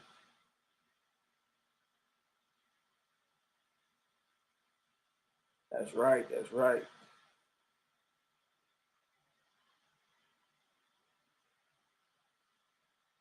Oh, wait. Chapter 11, homily 5. All uncleanness with greediness. But let all doors be open to him, and let all baneful and arbitrary laws be set aside. Look at this. Which have been ordained by fanatical men who, under the power of senselessness and not willing to understand what is reasonable, and moreover suspecting those who are called adulterers, or with good reason mocked with arbitrary laws by Zeus himself. Wow. Through Minos and Radam and thus. But there is no restraining of eros dwelling in our souls. For the passion of lovers is not voluntary. Therefore, Zeus himself, the giver of these laws, approached myriads of women. Look at this. And according to some wise men, he sometimes had intercourse with human beings as a benefactor for the production of children. But in the case of those to whom he knew that his being unknown would be a favor, he changed his form in order that he might neither grieve them nor seem to act in opposition to the laws given by himself. Zeus break the very laws that he's supposed to give. It becomes you, therefore, who are debaters of philosophy for the sake of a good life, to imitate those who are acknowledged to be the nobler, who have had sexual intercourse 10,000 times off the mouth of someone who reveres these so-called gods. His name is Apion, and this is in a letter that he wrote to a woman that he thought Clement was in love with, so in love that he fell sick. So he wrote the letter for Clement. Clement said, I'm cool on the magic. Just if I can't get it with words, I don't want it. He said, well, I'll write the letter for you. And this is in his letter to this woman who is a married philosopher. Wow. So we're hearing about their gods, Eros, Zeus, and many more, right? And it says Zeus himself, the giver of these laws, approached myriads of women. Look at this. So, of course, if your gods are lewd and nude, yeah, that society gonna mimic that. But dealing with the God, the creator of heaven and earth, he's against sexual immorality. No one should be having sex outside the covenant, outside of marriage. No one. No one. You know, as men try to justify that, they be arguing with their woman and try to go get a harlot. Nah. Y'all, that's heathen. That's whoredom. And a plague will break out amongst us if we allow that. A plague will break out. All right? Assembly will be destroyed if we allow that. There should be no sex being had outside of marriage. Period, point blank in the story. Well, wait, I know I offended somebody with that. Jupiter's amors. And not to spend the time to no purpose in giving more examples, I shall begin with mentioning some embraces of Zeus himself, the father of gods and men. For it is impossible to mention all on account of their multitude. Hear therefore the amours of this great Jupiter, which he concealed by changing his form on account of the fanaticism of senseless men. For, in the first place, wishing to show to wise men that adultery is no sin. Look at this. They straight like telling you that adultery is all good. For in the first place, wishing to show to wise men that adultery is no sin when he was going to marry, being according to the multitude, knowingly an adulterer in his first marriage, but not being so in reality, by means, as I said, of a seeming sin, he accomplished a sinless marriage. Look at this. For he married his own sister. What? Hold on. Not just adultery, but incest, huh? Look at this. But not being so in reality, but by means, as I said, of a seeming sin, he accomplished a sinless marriage. For he married his own sister, Hera. Wow. Assuming, look at this.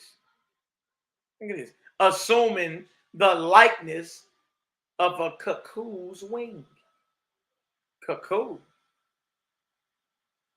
Well, if y'all don't know the cacao, the cuckoo, y'all, that's all that chicken these men throwing down their throats, calling it chicken and calling it lawful. The cuckoo. I don't care if we got 0.5% of it in there. But the Moran's cuckoo is what most of it, look, majority of the chickens in this earth is a cacao or cuckoo. That's unlawful according to the Leviticus 11. But that's a whole nother story. All right. It's a hybrid. Anyway, in the likeness of a cuckoo's wing, and of her were born Hibby, Alithia, for he gave birth to Midis without copulation with anyone. For he gave birth to Midis without copulation, without spilling seed, without planting seed with anyone, as did also Hera to Vulcan. Good night. What is going on here?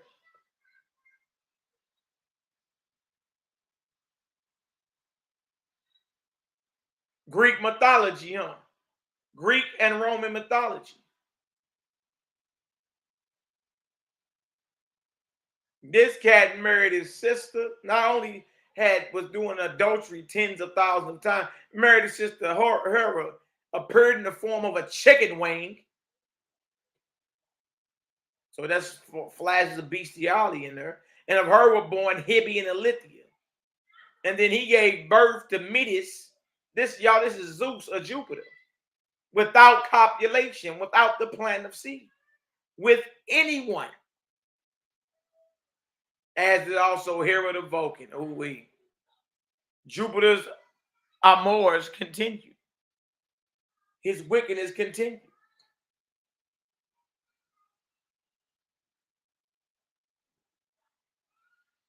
Look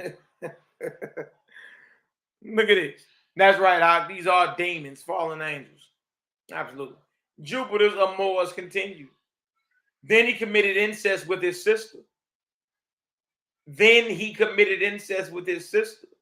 Who was born of Kronos and Thalassa, after the dismemberment of Kronos, and of whom were born Eros and Cyprus, whom they call also Dodon.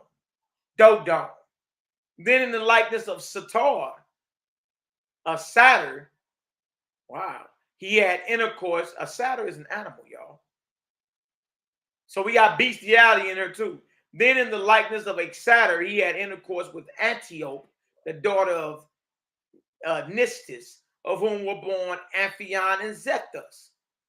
And he embraced Alcmene, the wife of Amphitryon. Look at that. In the form of her husband, Amphitryon, of whom was born Hercules. All this got to do with wickedness, sexual immorality. And he changed into an eagle. He approached Aegina, and the daughter of Asclepius, of whom Aeacus was born. Look at this. And in the form of a bird, he lay with Amalthea, more bestiality, the daughter of Phocus. And in a golden shower, he fell upon Danae, the daughter of Acrisius, of whom sprang Perseus. Yeah, Perseus Jackson. Percy Jackson, huh? He became wild as a lion to Callisto, the daughter of Lycaon, and begat Orcus II. And with Europa, the daughter of Phoenix, he had intercourse by means of a bull. Look at this. Of whom sprang Minos and Rhadamanthus and Sarpedon. And with Eurymedusa, the daughter of Achelous, changing himself into an ant, of whom was born Myrmidon with a nymph of Horatius in the form of a vulture, from whom sprang the wise men of old in Sicily. Not you mobsters. Not you mobsters.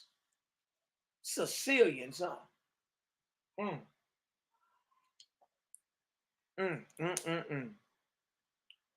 Yeah, I know this is sickness. Sickness. And y'all, this is in the letter from someone who reverenced the guy. He's spilling the beans. Talking about all this allegory. Look at this. He came to Juno, the earth born in Rhodes, and of her were born Pergeus, Cronius, and Kydius. And he deflowered Osea, taking the likeness of her husband Phoenix, of whom Anchinos was born to him, of Nemesis, the daughter of Thesitus, who was also thought to be Elida. He begot Helena in the form of a swan or a goose, and again in the form of a star he produced Castor and Polydeuces. Polydeuces, many deuces. With Lamia, he was transformed into a hoopoe. Look at this.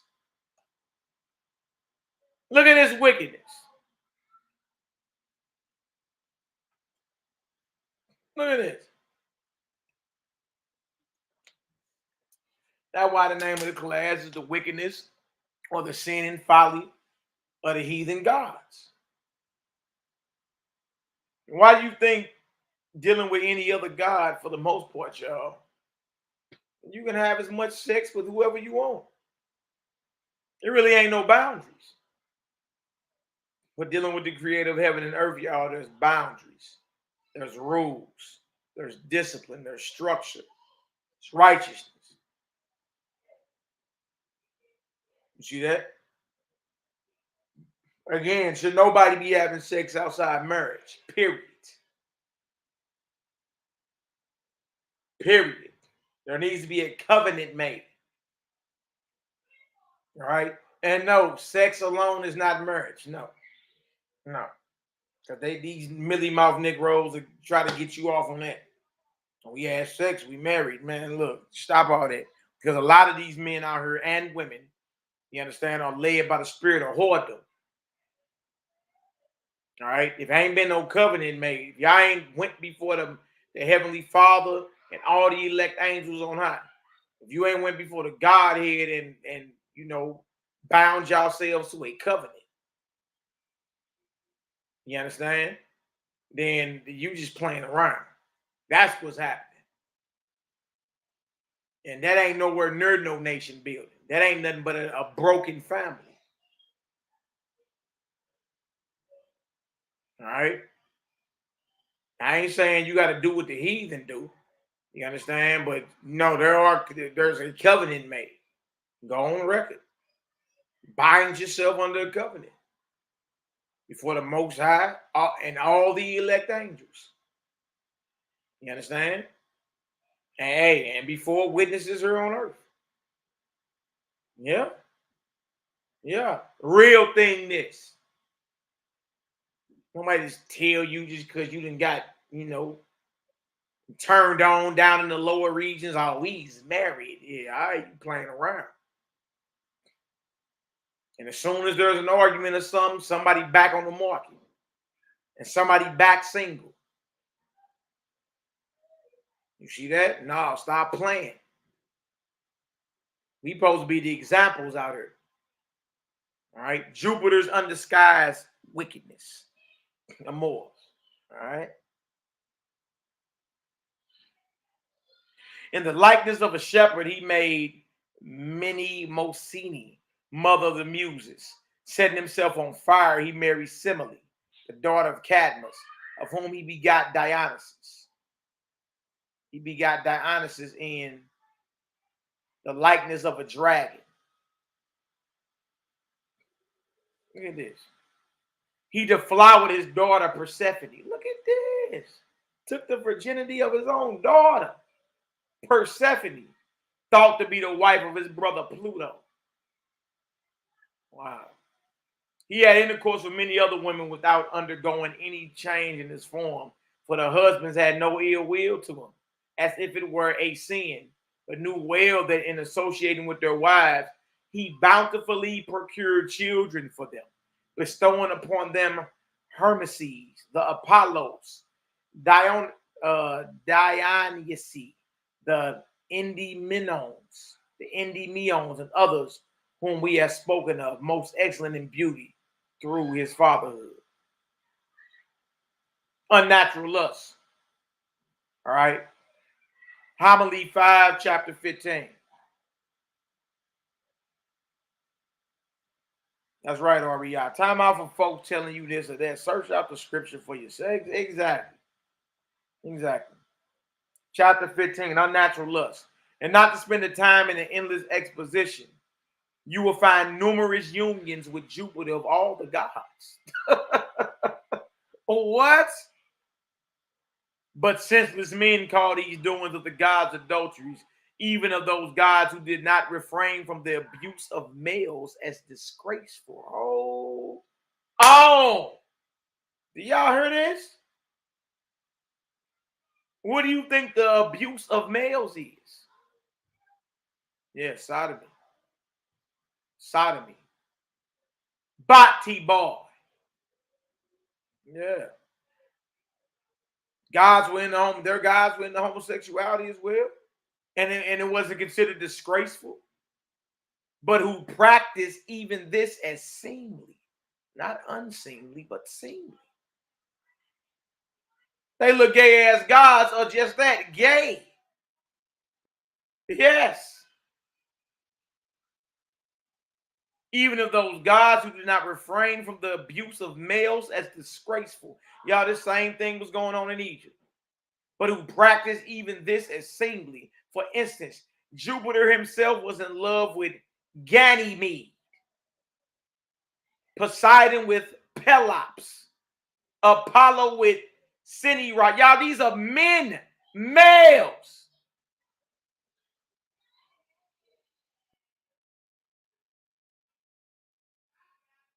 Zacynthus, Hyacinthus, Phorbus, Hylas, Admetus, Separsus, Amyclas, Troilus, Branchus, the Timonian, Perus, the Potnian, Orpheus, wow, Dionysus with Launus, Ampelus, Hymenaeus, Hermaphrodites, Achilles. Well, Achilles in one of them depictions of him, the series Troy, Achilles is a quote unquote black man, and he is gay. Asclepius with Hippolytus, Hephaestus with Peleus, Pan, y'all know who Pan is. Pan with Daphnis, Hermes with Perseus, Chrysis with Theseus, Odysseus, Hercules with Abderus, and it goes on. I'm tired of naming all these gay ass gods. All right. Chapter 16, praise of unchastity. Look at this. Thus have I in part set before you the armors of all the more noted gods, beloved, that you may know that the fanaticism respecting this thing is confined to senseless men. Therefore, they are mortal and spend their lives sadly, because through their zeal they proclaim those things to be evil, which the gods esteem as excellent. Therefore, for the future you will be blessed, imitating the gods and not men. Apion is writing to this married woman and basically telling the married woman, hey, whatever you lust for, go do it. Whatever you lust for, go do it.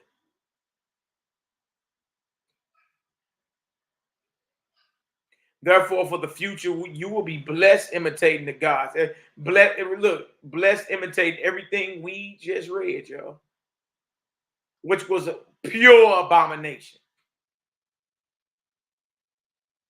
Therefore, for the future, you will be blessed imitating the gods and not men. For men seeing you preserving that which is thought to be chastity on account of what they themselves feel praise.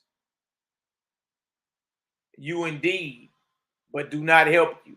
But the gods, seeing you like unto themselves, will both praise and help. YAHKI Yashala, Peter Pan, yes. Yes. The constellations. For reckon to me how many mistresses they have rewarded, some of whom they have placed among the stars. Oh, now he gonna say these little harlots have a special place in the heavens.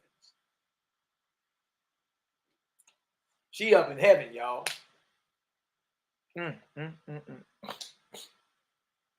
Yep. Of some they have blessed both the children and associates. Thus Zeus made Callisto a constellation called the little bird, which some also called the dog's tail. Poseidon also placed the dolphin in the sky for the sake of Amphitrite, and he gave a place among the stars to Orion, the son of Uriel. Uriel, wow. That's a play on Uriel, probably. The daughter of Minos, for the sake of his mother Uriel. And Dionysus made a constellation of the crown of Ariadne, and Zeus invested the eagle, which assisted him in the rape. And Zeus invested the eagle, which assisted him in the rape of Ganymede. Right, and that's a gay union right there. And Ganymede himself with the honor of the water pour. Also, he honored the bull for the sake of Europa. Europa, y'all, is what they claim Europe is named after. Europa. And also having bestowed Castor and Polydeuces and Alina upon Leda, he made them stars. Also Perseus for the sake of Danae, and Orcus for the sake of Callisto, the virgin, who also is Dice for the sake of Themis, and Heracles for the sake of Alcmene. But I do not enlarge further, for it were long to tell particularly how many others the gods have blessed for the sake of their many mistresses in their intercourse with human beings, which senseless men repudiate as evil deeds, not knowing that pleasure is the great advantage among men. Chapter 18, the philosophers advocates of adultery. Wow. Wow. But why do not the celebrated philosophers extol pleasure? And have they not had intercourse with what women they would? Of these, the first was that teacher of Greece, of whom Phoebus himself said, of all men, Socrates is the wisest. Does not he teach that in a well-regulated state, women should be common?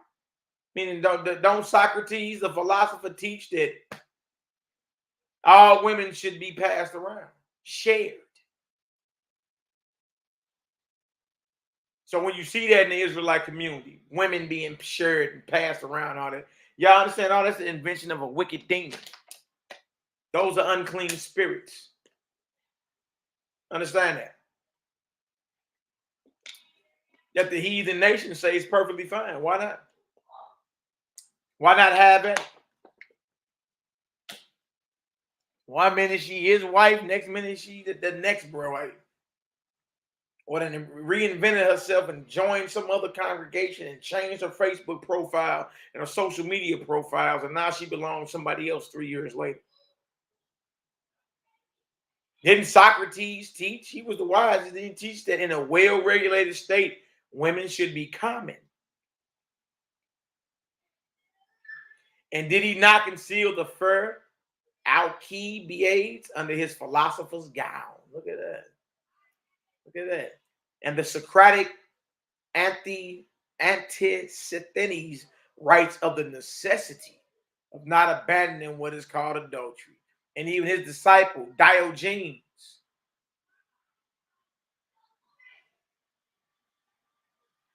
did not he freely associate with Laius for the hire of carrying her on his shoulders in public? Does not Epicurus extol pleasure? Did not Aristippus anoint himself with perfumes and devote himself wholly to Aphrodite? Does not Zeno intimate indifference, say that the deity pervades all things, that it may be known to the intelligent that with whomsoever a man has intercourse, it is as with himself? Wow. Wow. And that it is superfluous to forbid what are called adulteries or intercourse with mother or daughter or sister or children. Look at this. And Chrysippus in his erotic epistles, in his erotic epistles, makes mention of the statue in Argos representing Hera and Zeus in an obscene position. Close of the love letter. Y'all, we've been reading a so-called letter of adultery, an erotic epistle that Apion wrote to a woman that he thought Clement was in love with. Just so happened this woman married. Apion wanted to use magic. He told Clement, look, I'll teach you a spell you'll have in 7 days. Clement say, nah, that's evil. I'd rather die than use a spell. I don't want it unless I can spit some game to her, get her by words. Apion say, I'll write the words for you. Apion write the words. He get a letter to Clement. Clement read these words in front of everybody. That's what we doing right now. All right. Now look at this.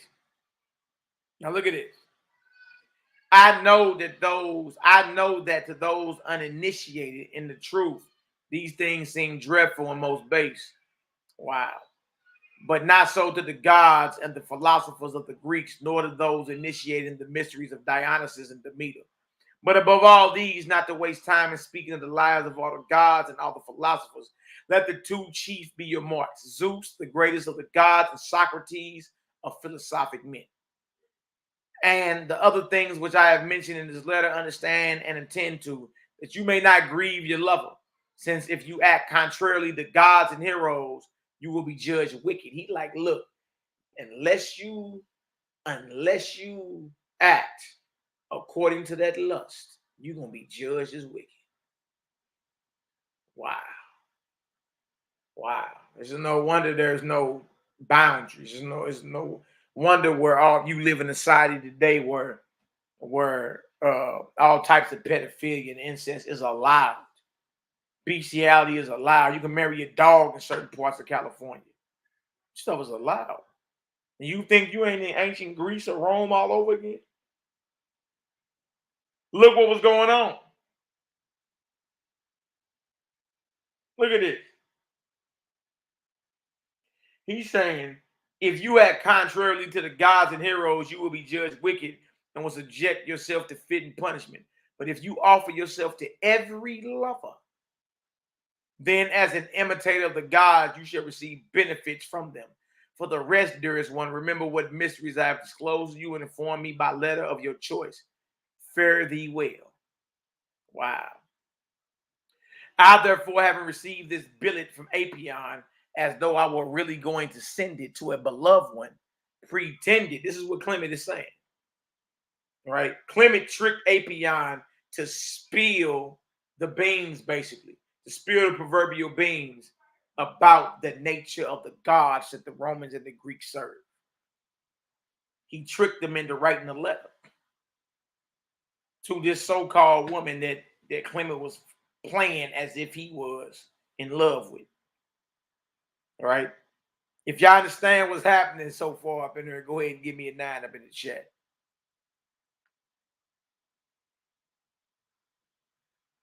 Now look at this. I therefore having, this is Clement talking, I therefore having received this billet from Apion, as though I were really going to send it to a beloved one, pretended as if she had written in answer to it. And the next day when Apion came, I gave him the reply as if from her as follows. Look at this. Clement straight playing dude.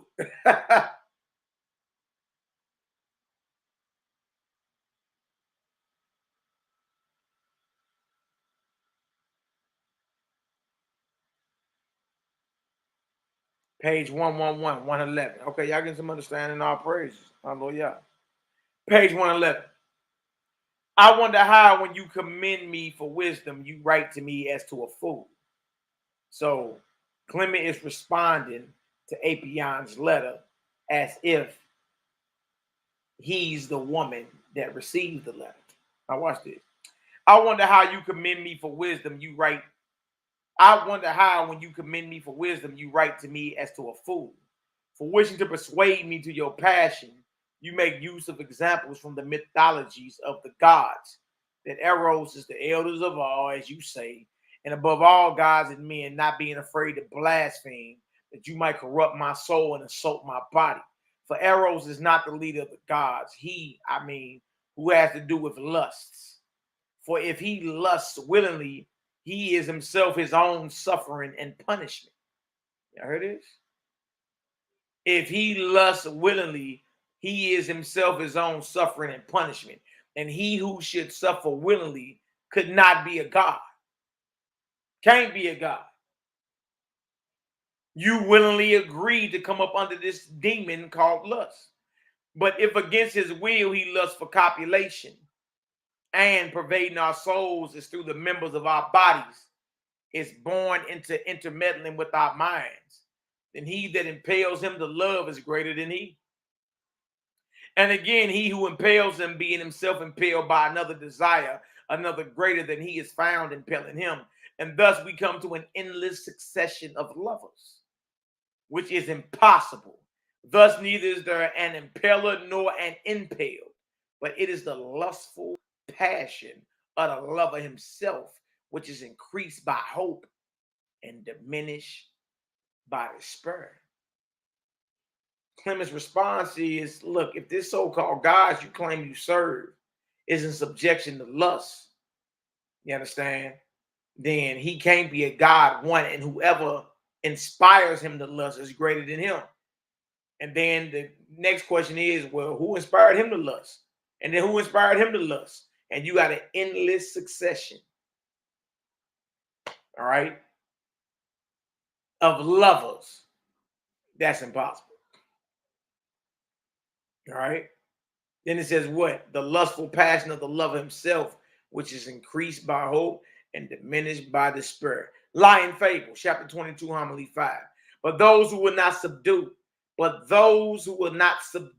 base lusts, belie the gods, that by representing the gods is first doing the things which they do, they may be set free from blame. Right? Because if your gods do it, how you gonna be blamed? For those who are called gods committed adulteries for the sake of begetting children, and not through lasciviousness, why did they also debauch males? Why did they rape males if you're claiming that what they did was for the sake of having children? Well, you ain't getting no child. You know what I mean? Going up a rectum. Look at this. For if those who are called gods committed adulteries for the sake of begetting children, and it wasn't through lasciviousness, why did they also rape males? But it said they complimented their mistresses by making them stars. Therefore, before this, were there no stars? See, simple rebuttals can destroy the logic of a naysayer. So if the mistresses by which they committed adultery with and raped and committed incest with and did all type of pedophilia with, they made stars, then there were no stars before then, right?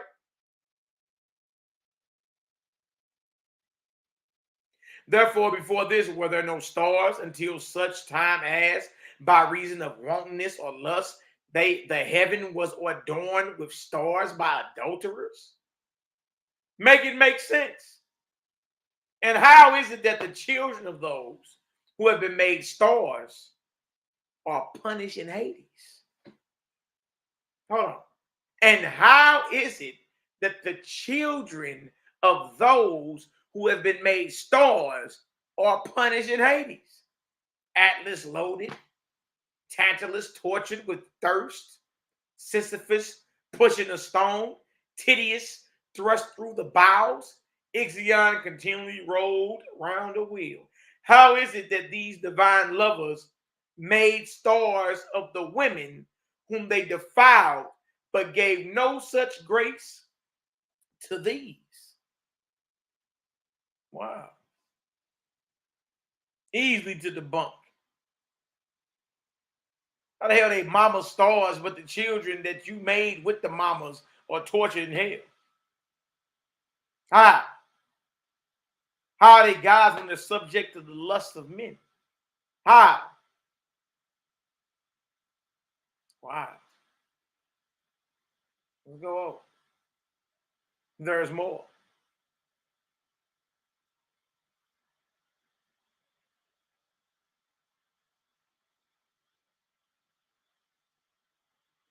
Clementine Homilies, Homily 5,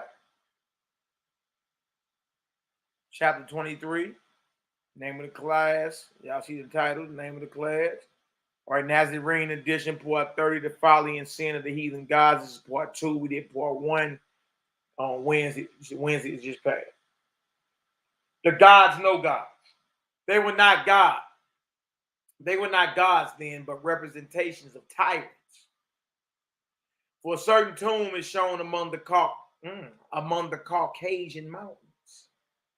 For a certain tomb is shown among the Caucasian mountains, not in heaven but in earth, as that of Kronos, a barbarous man and a devourer of children. Further, the tomb of the lascivious Zeus, so famed in story, who in like manner devoured his own daughter Metis, is to be seen in Crete. And those of Pluto and Poseidon in the Acherusian lake, and that of Helios and Astra, and of Selene and Corate, of Hermes and Hermopolis, of Ares in Thrace, of Aphrodite in Cyprus, of Dionysus in Thebes, and of the rest in other places. At all events, the tombs are shown of those that I have named, for they were men. Y'all heard this? They very gods are nothing but men who were deified after they died. How do we know that?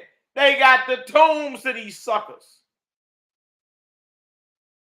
At all events, the tombs are shown of those that I have named, for they were men, and respected these things, wicked men and magicians, for else they should not have become deposed. I mean, Zeus renowned in story, and Dionysus, but that by changing their forms they prevailed over whom they pleased, for whatever purpose they designed.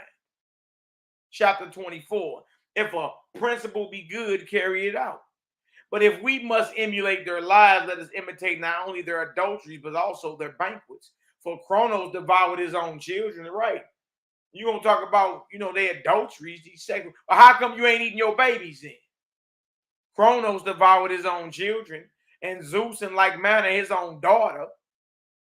And what must I say? Pelops served as a supper for all the gods. Wherefore let us also, before unhallowed marriages, perpetrate a supper like that of the gods, for thus the supper would be worthy of the marriages. But this you would never consent to. No more will I to adultery. Besides this, you threaten me with the anger of Eros as of a powerful god. Eros is not a god, as I conceive him, but a desire occurring from the temperament of the living creature in order to the perpetuation of life, according to the foresight of him who worketh all things, that the whole race may not fail, but by reason of pleasure another may be produced out of the substance of one who shall die, springing forth by lawful marriage, that he may know to sustain his own father in old age, and this those born from adultery cannot do, not having the nature of affection towards those who have begotten them. Chapter 25, Homily 5, page 113. Better to marry than to burn. Y'all thought Paul originated that saying, huh? A lot of the spiritual things, a lot of the good things that you read in Paul's letters, y'all, he got from the disciples. Disciples were already out here teaching. Now look at this. Darius just put it in here. Site 5, YHWH'S mountains, the burial place of Zeus. All these little gods were men that were deified after they died. They men. Right. Don't watch too much Clash of the Titans. Better to marry than to burn.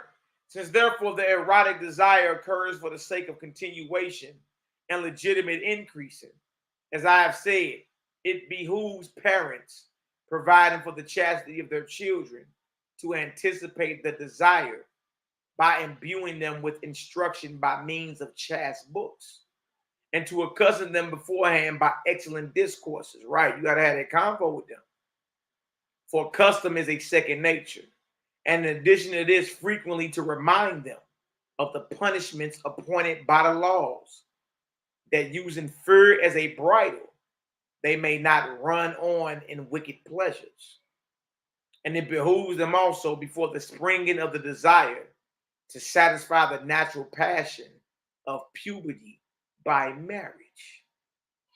First, persuade them not to look upon the beauty of another woman. Yeah, you need to, especially when your children are coming into that adolescent age, marriage need to be on this. You need to be talking marriage with them. Because hormones are raging, absolutely. You understand? But they're young men and women in training. All right? That they not get out here and just have to fend for themselves. All right, we got to kill the baby mama and the baby daddy narrative in Israel. We got to get that out of here. All right. Close of the answer. For our mind, whenever it is impressed delightfully with the image of a beloved one, always seeing the form as in a mirror, is tormented by the recollection.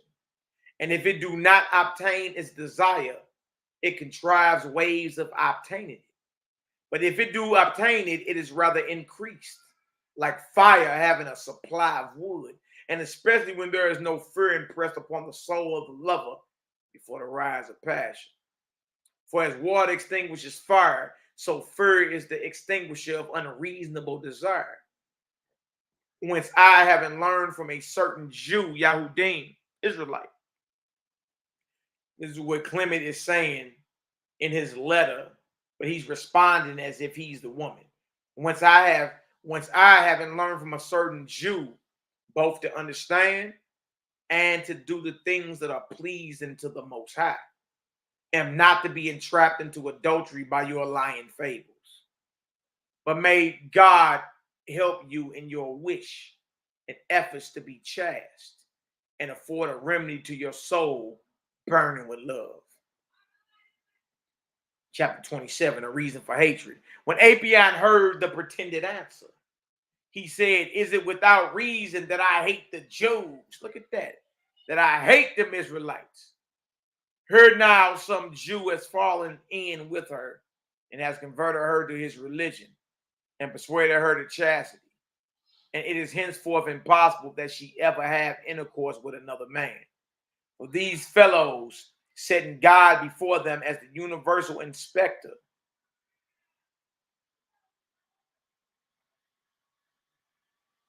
of actions,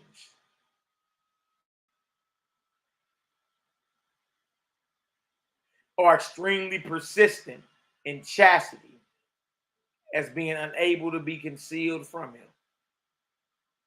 The hopes confessed. My bad, y'all.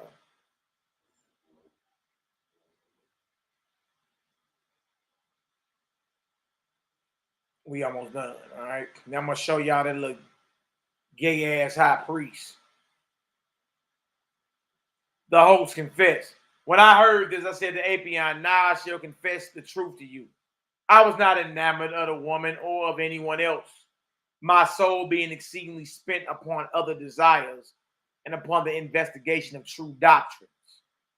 Until now, although I have examined many doctrines of philosophers, I have inclined to none of them, except only that of the Yahudim.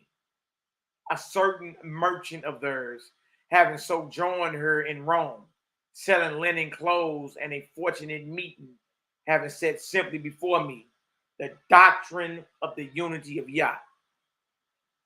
Apion's resentment. Then Apion, having heard from me the truth with his unreasonable hatred of the Yahudim, and neither knowing nor wishing to know what their faith is, being senselessly angry, forthwith quitted Rome in silence. And as this is my first meeting with him, Since then, I naturally expect his anger and consequence.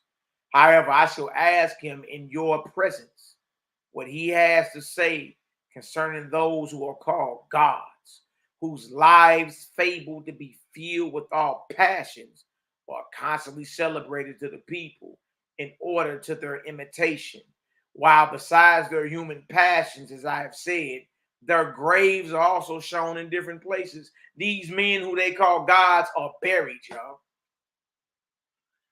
Meaning they're not gods. They were men who were deified after they died. Chapter 30, discussion promise. The others, having heard these things from me and desiring to learn what would ensue, accompanied me to visit Apion. And we found him bathed, sitting at a table furnished. Wherefore we inquired but little into the matter concerning the gods. But he, understanding, I suppose, our wish, promised that next day he would have something to say about the gods, and appointed to us the same place where he would converse with us. And we, as soon as he had promised, thanked him and departed each one to his home. We're going to pick back up tomorrow in homily 6. All right. Clement meets Apion. All right. All right. Clement meets Apion. All right. So look, let me go ahead and stop the screen on that one. All right. All right. This was actually part 2. Nazarene edition, part 30. All right. The folly and sin of the heathen gods, part 2. All right. Part 2. Oh, wait. Oh, wait. Yeah, this is the Clementine Homilies, which is Peter's journal. All right. 1st century. Yeah, all the so-called people who have their PhDs and doctorates in theologies, they know all about what we're talking about. All right. It's not a game. They all the scholars know about the Clementine Homilies. Peter's journal, 1st century. Nazarene Acts of the Apostles, Peter's journals. They all know about it. It's studied. All right, you just got to ask yourself why it ain't in the Bible. It's very revolutionary. All right, you can get that on Amazon, y'all, for a few dollars. All right, let me find this because I want to share something with y'all too. All right, I actually want to share something with y'all. All right, y'all got some understanding? Give me a Yahoo up in the chat. Yahoo up in the chat. All right, let me share something with y'all. See if I can email this to myself. Hold on one second. Oh man, this is ridiculous. And all your boys, Sonetta and them, Sonetta, Polites, all these Jabari and them, all these committee cats, they real quiet about this cat. I'm going to show y'all this cat. Real quiet. Right? And this cat ain't under no illusions. None. All right. Email this to myself. All right. Comedic fag. Title line, bang. Now, let me email this to myself. It's coming through. And I'm gonna play some of this for y'all. Brother Judah, that's what's up, Doc. That's a spirit. It's a spirit. All right, let me go ahead and get this for y'all real quick. I see y'all in the building. Good to see the brothers and sisters. Peace, love, light, healing, and balance. All right, believe that and know that. All right, let me go ahead and go into this email real quick. Yep, it came right through.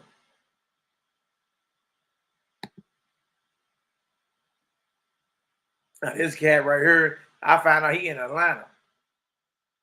I found out this cat is in Atlanta. All right.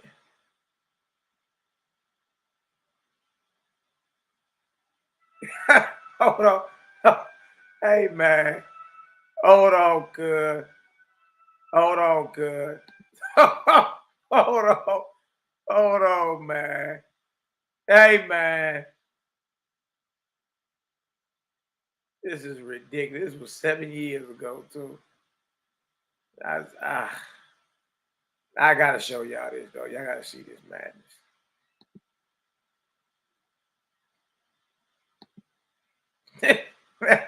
Hey, man. Name of this video was World's First Openly Gay African King. King Rasuma by something. King Raseman by YHWH'S. He got fag in his name. F-A-G. You can't make this up. Oh, my Lord. Hold on, good. Oh, hey, man. Hold on, good. Hold on. Hold on. Oh, man. Most High. Because the Egyptians and the Greeks ain't do nothing but adapt what happened with the, you know what I mean, what happened with what went down in Egypt, yo. Hold on, good. Hold on, man. I can't even believe this.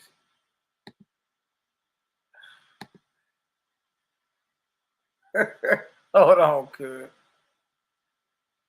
Oh, man. And they know about this dude.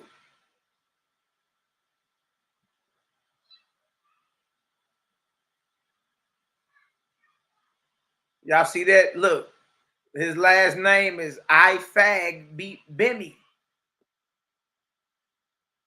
Master Rasima by YHWH'S. That's his man's name, man. What is going on, girl? Hold on, dog. Hold on. Hold on. Let me hit play, man. All right. But look, of course, your gods are gay. Your gods are gay. So, of course, you're going to try to imitate that. All right. Y'all, that's an unclean spirit and it's evil.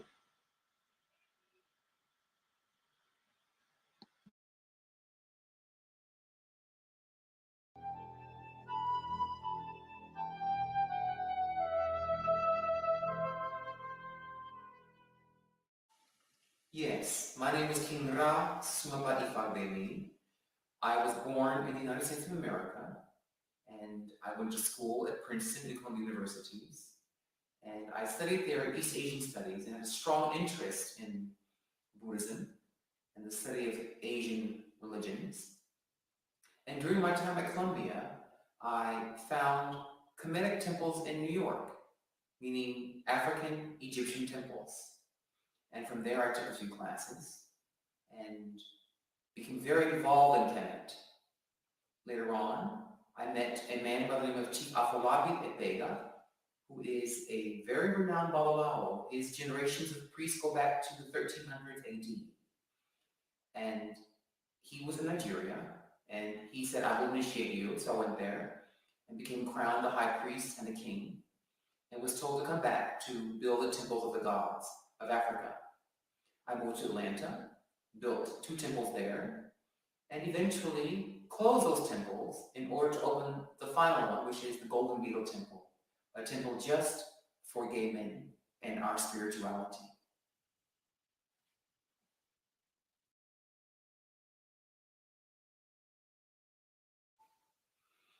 Well, the Golden Beetle is a temple for gay men, and it is a spiritual path. In fact, it's the world's first openly gay religion. It is based upon the religious teachings of ancient Kemet of Egypt, and the men study the mysteries of Egypt.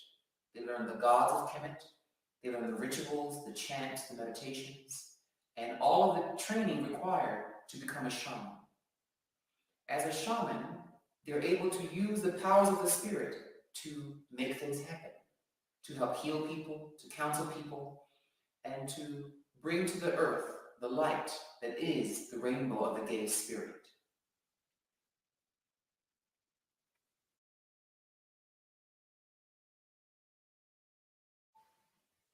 The Golden Beetle exists just for gay men because we have a unique experience. We are not women, We don't have a woman's experience. We are not heterosexual. We have a gay experience that's gay male. And we have to have a space that is safe for us, a space where each person understands each other without having to speak about it. And there are certain things unique to being a gay man, and those things must be addressed in our own community, in our own way. So we do not open to other groups because I'm here to help a specific need. We can't teach women how to be women, and we can't teach heteros how to be heteros. And by the same token, heteros can't teach gay men how to be gay men. So in this case, it's best to be taught by those that understand you from their own experience. And that safety is what makes the golden needle so potent.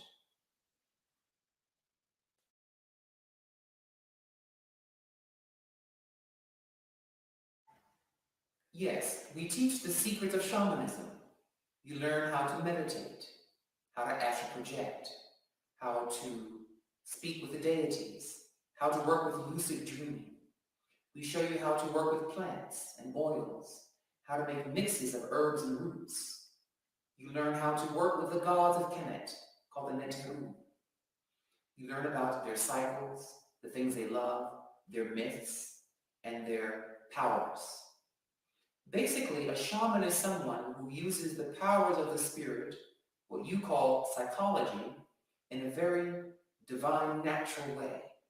And through using these plants and herbs and myths, you learn to project the powers of your mind beyond your body to effect what one can call works of magic. All gay men, by nature, are shamans. If you are gay, you are a shaman. And the Golden Beetle shows you the techniques of how to activate your particular talent as a shaman.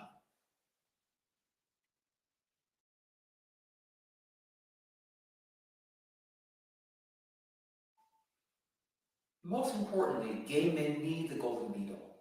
The Golden Beetle is a religion. It is the world's first openly gay religion. And that's for good reason, because religions hurt us often. We are told we shouldn't exist, we don't have rights, that the Supreme Being doesn't care for us or wants to burn us in some inferno. And that kind of talk is very hurtful. Many gay men's souls are bleeding internally by the words of people with hateful language in the name of their gods and their religions. So, the Golden Beetle has come to give gay men a safe spiritual sanctuary where they can discover what it means to be gay and spiritual from our experience, from our point of view. So this is what gay men need most of all. Many things in our community.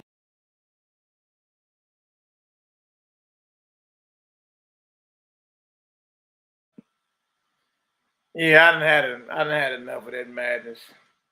Y'all already know. Hey, but look, that's to prove that the lewdness and the nudeness of these so-called heathen gods, whether you talking about in Kemet or whether you talking about Rome and Greece, the people perpetrate the actions of these so-called gods. Look at that. And every Negro on YouTube or on Facebook that pump up that comedic whatever, you dig, like Sarnetta, like Jabari, like any of these clowns, they don't bring him up. That video was made 8 years ago. And he said it's based off the teachings of ancient Egypt. So what else you need? The wickedness and the folly, or the wickedness and the sin, the folly and the sin of these heathen gods, y'all. You understand? And again, we're going to open up tomorrow in Homily 6. All right? Look, even down to the spells being cast. You see that? The black woman tell you today that that's what's happening today. They was doing that back then.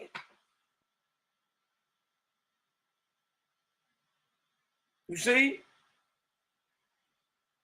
See, because look, it ain't like the literature ain't out there overwhelmingly for these other gods. They okay it all. Bestiality, homosexuality, adultery, incest, pedophilia, it all go.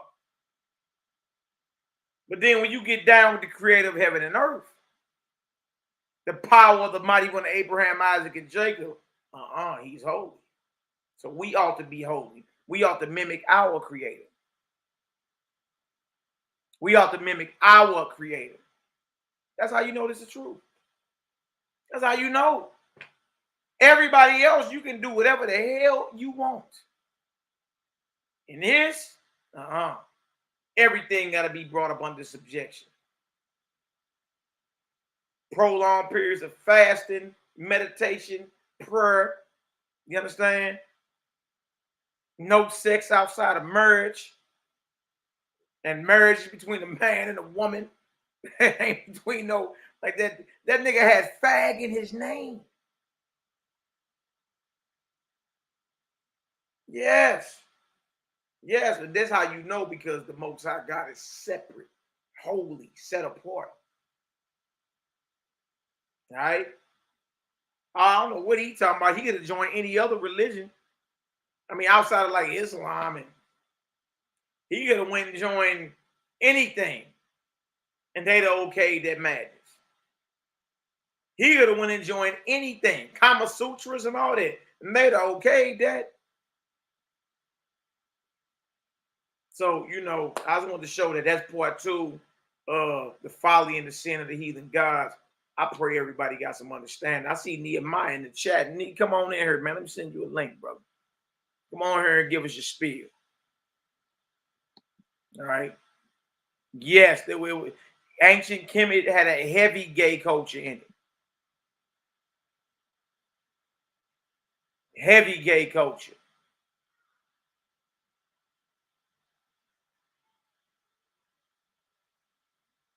Y'all, why you think we becoming so hard now? Like, look, we're not ascribing no wickedness to our God. None.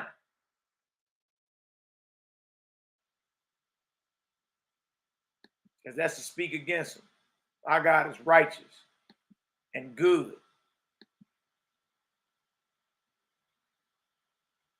All right. NehemiYAH, I just sent you the link. Click on that link. I'll come on in here and talk to us. Oh, good. You're following the God of Abraham, Isaac, and Jacob, or the Elohim, or the mighty one of Yaakov. You know, it's discipline there. You understand? Even down to the whoredom, that ain't allowed either. We just read out the Clementine, it's better to marry than to burn your lust, man. Better to marry, you might as well go ahead and come on to a covenant marriage. You understand? Better to do that than to burn. All right, Nee, I just sent you that email out. Come on in and talk to us for a little minute. Give us a prayer on out, if you can, my beloved brother. All right, y'all got some understanding? I'll pray. Let me see you all up in the chat. Let me up in there. Brother Judah, bless up. REI, bless up. 70 Randall, my California sister, bless up.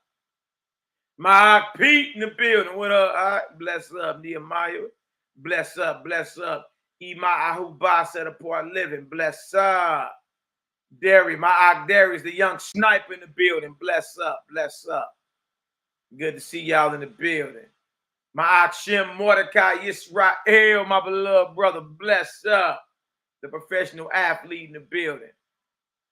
Q Felicia J, bless up. Hallelujah. YAH'Yah Ben Israel, my beloved brother, bless up. Bless up. Mikael the Battle Axe, Agdino. Good to see you in the building, King. What's the word? Tay Israel, bless up. Y'all say Millie Vanilli, yeah. Yeah, Millie Vanilli, all right. Kia Oni Yasha Allah, my beloved brother, bless up. Naama, bless up, bless up. Shemuel Israel, bless up. Derry CM777, bless up. You want a book list? Email us. I'll go into the description link, email us. We'll send you a book list. Lisa B, bless up. Imam Robbie Dobson, bless up. I see y'all in the building. Good to see y'all. Good to see y'all in the building. NehemiYAH in the back chat. Let me bring Nee on. Nee! What's going on, big brother? Talk to us. What's going on, bruh? Yo, Yeah, I can hear you. We can hear you. What's going on, family? What's going on with you, bro? All good. See, you still got your PPEs on. Man, bro, I'm so dead tired, brother. I ain't even take the deal off yet. You're ain't took the PPEs off. Tired, bro. Oh, my wife just looked at me like I was crazy. Let me put that back on. Put it back on, man. What's going on? Ooh, I almost got in trouble, brother. I had to look like, what are you doing? He's tripping on the camera. No, man, look, bro. He told you the truth. You ain't got to believe honor and humility. He told y'all the truth. He told y'all that there are spirits, and those spirits got to be taught by other spirits. You see what I'm saying? So they want to be able to come together where they can dwell together and deal in that homosexual spirit. He said no straight man can teach a man to be homosexual. I agree.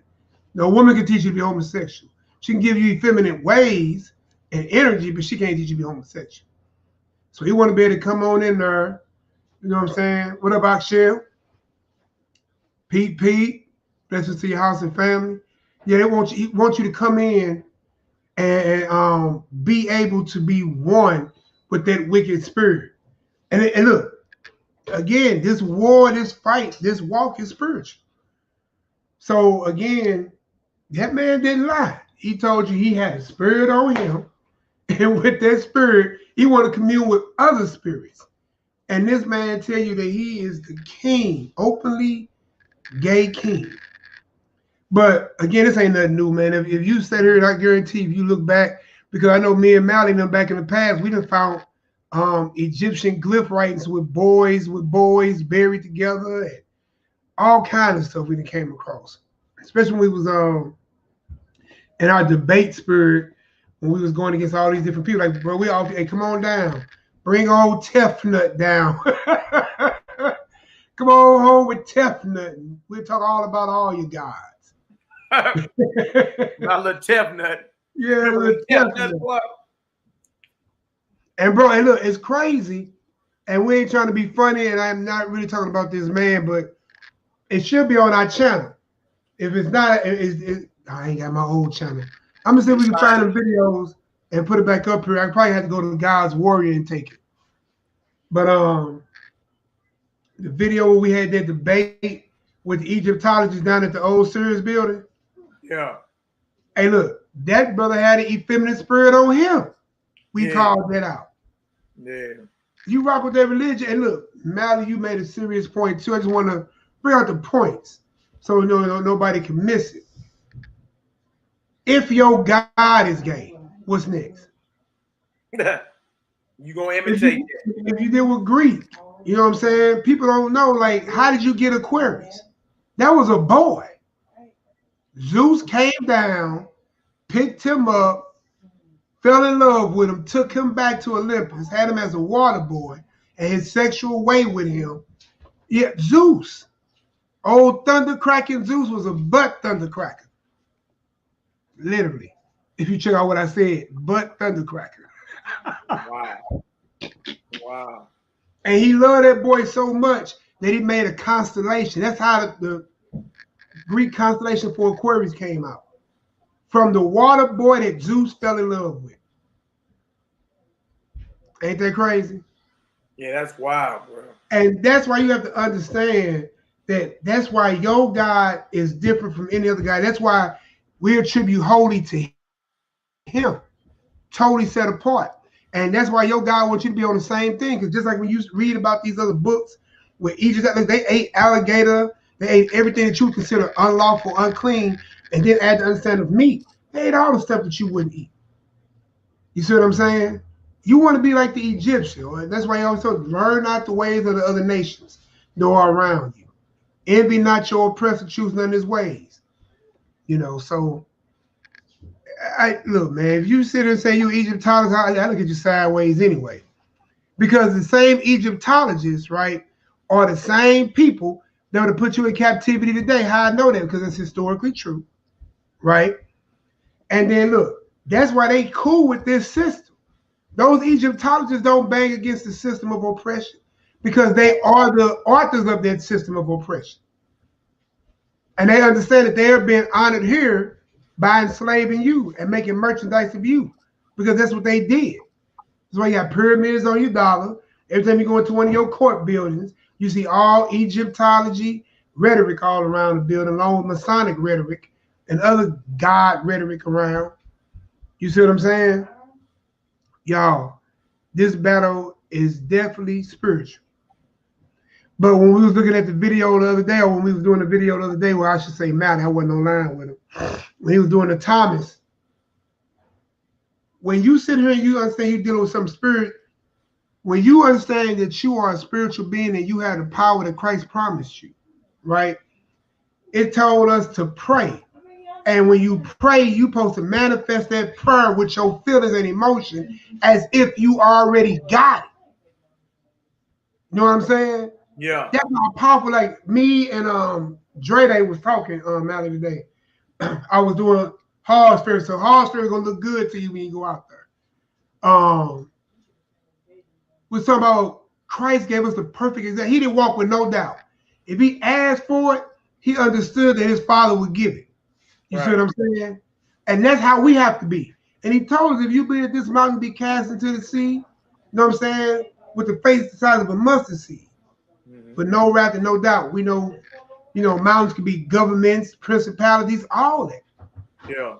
You can walk with straight victory and manifest everything that you need. You know what I'm saying? We've been saying it all the time. Well, there's real power. We call it affirmations. You know, they give you many names they give to it, right? Give me a bottle of water, please. Thanks. They give many names to it, bro. But you have the power to self-will yourself. Imagine you don't even use 100% of your brain. You ever tripped off of that? So imagine if you activate that pure will power that's actually inside of you. That's why Christ said, greater works you'll do because I go to the Father. If it was not so, I would not have told you. You see what I'm saying? So when you do the folly of these other gods, and then you sit up and you see that the same worship that Israel had, the worship that all of us are trying to get back to at the time when all of us was doing everything wrong, we thought we was doing everything right. We got to rethink this thing. These series that we're 30 in plus the little tidbits here and there, we have to revisit what we've been taught. What is our focus? What are we shooting for? What are we aiming for? What are we trying to get back to? We really trying to get back to Eden in Zion or in Jerusalem, in the New Jerusalem. You see what I'm saying? That's where you're trying to get back to. And it won't be no death and no sac, no blood, no all that's been satisfied. No artificial lights. Everything is back to one. You know what I'm saying? So when you understand you're dealing with a spiritual battle, and then you see though, oh yeah, that movie Lucy was deep, brother Judah. Yeah. Let me see if I can get that download and I'm that back there. I might try to watch that tomorrow or something. Yeah, that was wild. Lucy was a good one. But look, when you think of it, look, we saw it in Matrix. You know what I'm saying? He said, you tell me I'm better move like the agents. Morpheus said, what I'm trying to tell you is when you believe, you won't have to. Right. Hey, boy, hey, look, because he was like, you know, we was down the roof with the helicopter. Yeah. And they were like, you move like them. Then he was coming, then he was in the train, and he started running, right, trying to get to the phone. And then he stopped. And they was like, what is he doing? He's beginning to believe. Hey, I'm telling you, man, me and Dre was on it all day today, man. And it's crazy you come up with this class showing the same, it's whatever spirit you're dealing with. If you're dealing with the Almighty and his spirit, why you ain't got the Almighty victory? Right. Over your life. And that always be on my head, hey, bro, whatever you go through, don't let that change what you got going on and come short of what you called to do. So, hey, thank you for that too, man. You always keep me encouraged, bro. I appreciate that. Man, I ain't got no choice. You know, I ain't got no choice. Hey, man, hey, look, we banging. You know, and I try to encourage that her to grow on both our heads, man, but I got to put more faith in it. Hey, you already know. I ain't gonna let you stay down. You know, I know sometimes brother need to get himself. Hey, check in. What's good? Let's get it done. You know, we got to get it done regardless. You know what I mean? Man, listen, man, I love all y'all, man. I love everybody. I done talked to probably about everybody in this room. You know what I'm saying? And look, bro, I got mad love for y'all. You know what I'm saying? If I can help in any way, you already know. Ain't nothing but a phone call away. Absolutely. It's funny you bring up The Matrix because you know, anybody know me, you know they're my favorite movies. You know what I mean? Like I can't never watch them enough because I'm into cerebral movies. Like it's stuff that make you think, stuff that have you like, so much into it. I'm about to go order the book that you see Neo reading in the beginning of the first one. Remember, he went in there. He had programmed a program for them that was illegal, and then the cat showed up in the door with the chick that had the white rabbit on her back. And he was like, "If you get caught with this, you ain't get it from me, right?"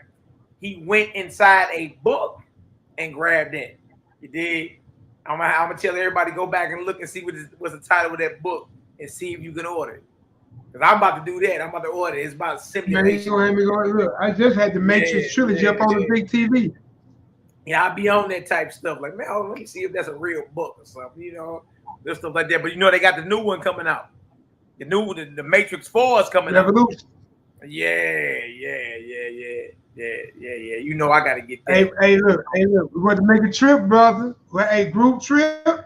Yeah, you know, I got to watch that. Cause look, I was at the first one when it came out.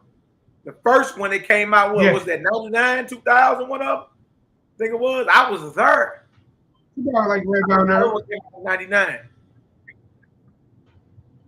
If I ain't mistaken, I think the last one came out in 2003 or 4 or something like that. But yeah, that's just me. That's what I be on. I be on all that. If it's cerebral, something to make you think, trying to figure things out. But I like the part. It's either in part 1 or part 2 where he was talking to he went to go see the Oracle. I think it's part 1. He went to see the Oracle, and the little kid, the little child was out there, and he was bending the spoon. Remember that? He was bending the spoon with his mind. Oh yeah, little boy. He's bending the spoon. He was like, "There is no spoon." Hey, look. He started doing like this. Yeah, see, I knew I wasn't tripping. That came out in 1999. Huh? The very first man. I was there. I went to the movies and saw it. You dig? So yeah, you know I got. Boy, you got some good recall, brother. And then look, we probably do a movie review. We probably do a movie review on the channel. Like, hey, what you think about it? You know what I mean? Call on in. You know what I mean? But that's all like. That's my favorite movie of all time. We can even pull it up right now on the trailer. Yeah. Yeah, oh, you trying to pull it up on the trailer? Hey, look, the trailer gave so much stuff, it makes you want to go see it. Yeah, let me pull that on up real quick. You right. You been trying to pull the trailer up? Yeah, let me pull the trailer up real quick. Close out some of these tabs. Boy, you see that video we played earlier about the eggs? Did you see that, boy? That video about the eggs. Hallelujah from where we at now, bro. Man. Hey, tell me you ain't grateful for where you at right now. You say what? I said, ain't you grateful for where you at right now, boy? Absolutely, absolutely. Grateful. Hey, absolutely, yeah. Hey, look. Don't try to bend the spoon with your mind. Let me see if I can find that clip, bro. Hey, this Matrix is called not Revolution. That was part 3. This is Resurrection. Resurrection. Con. Here go the official trailer right here. Let me play that. Man, yeah, I got to see this. Let me play this real quick. See you later, not having Wi-Fi when you want it. Hello to a phone plan. All right, let me go ahead and bing. All right, sure. Pete, hey Pete, I see you. Pete be on it. Pete be on it. All right, Chrome tab, Matrix Resurrection. Sure. Hold on 1 second, y'all.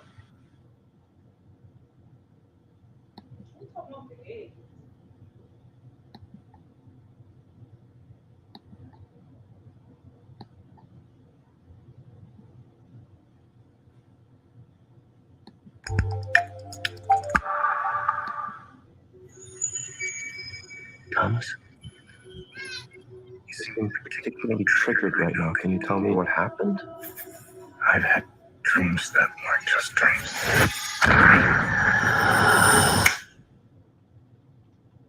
Am I crazy? We don't use that word in here.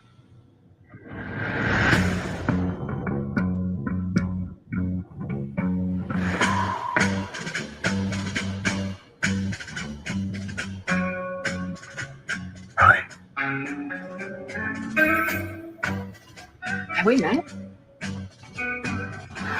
One pill makes you larger, and one pill makes you small.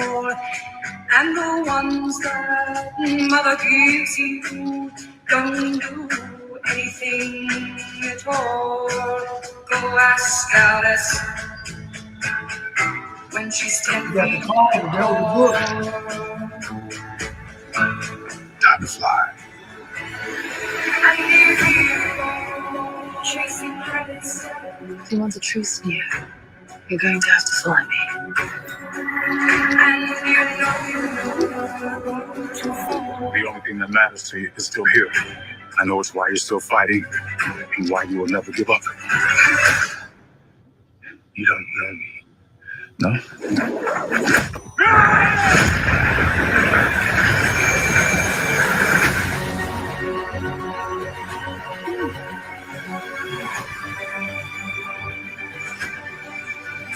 when the water and the ocean have fallen far behind, and the white tide is talking backwards, and the red queens are overhead.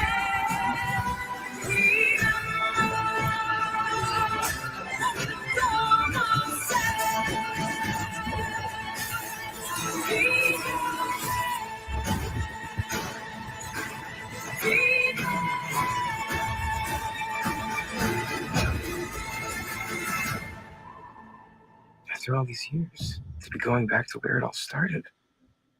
Back to the Matrix.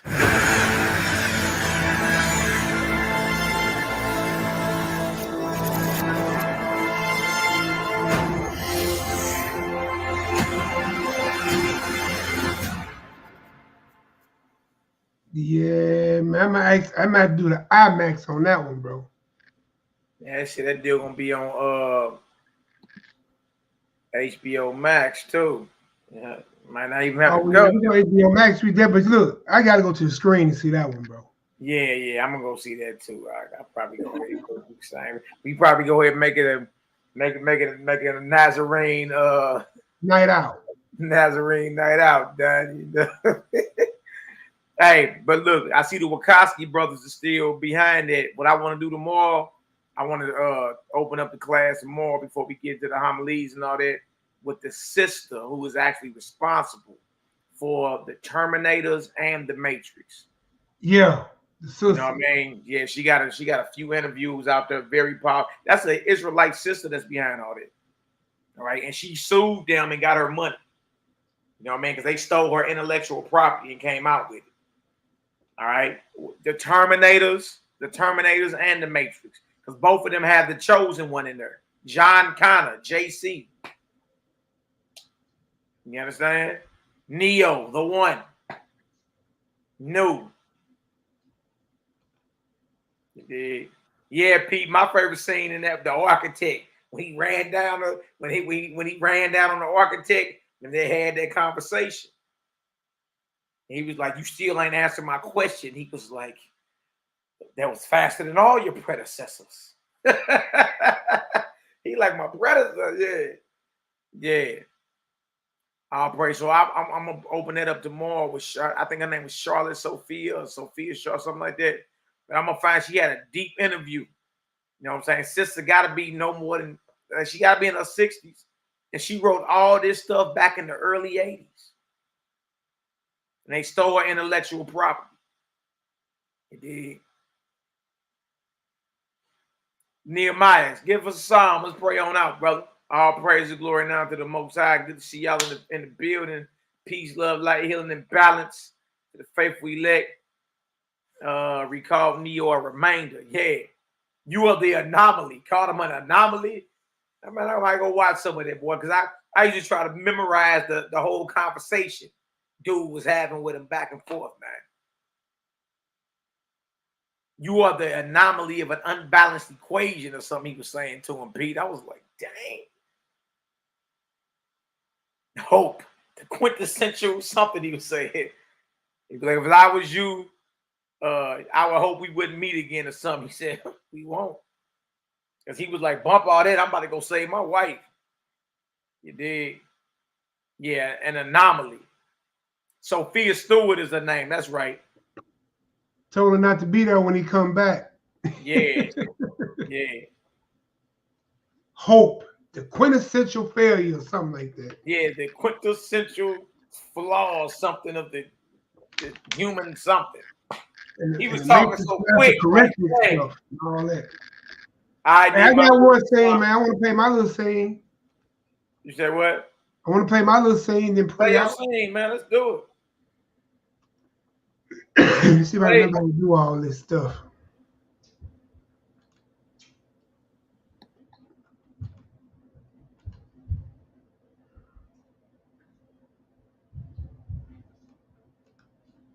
All right.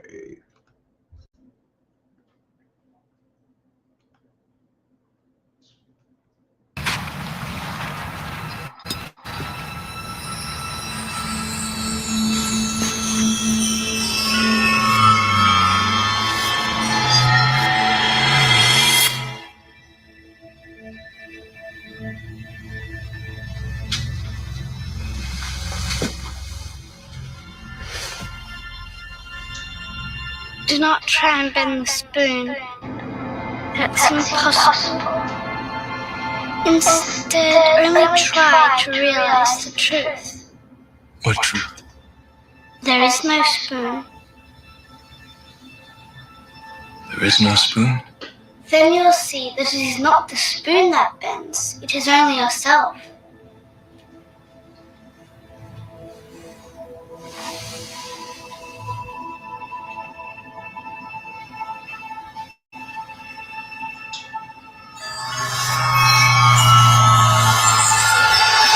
The Oracle will see you now.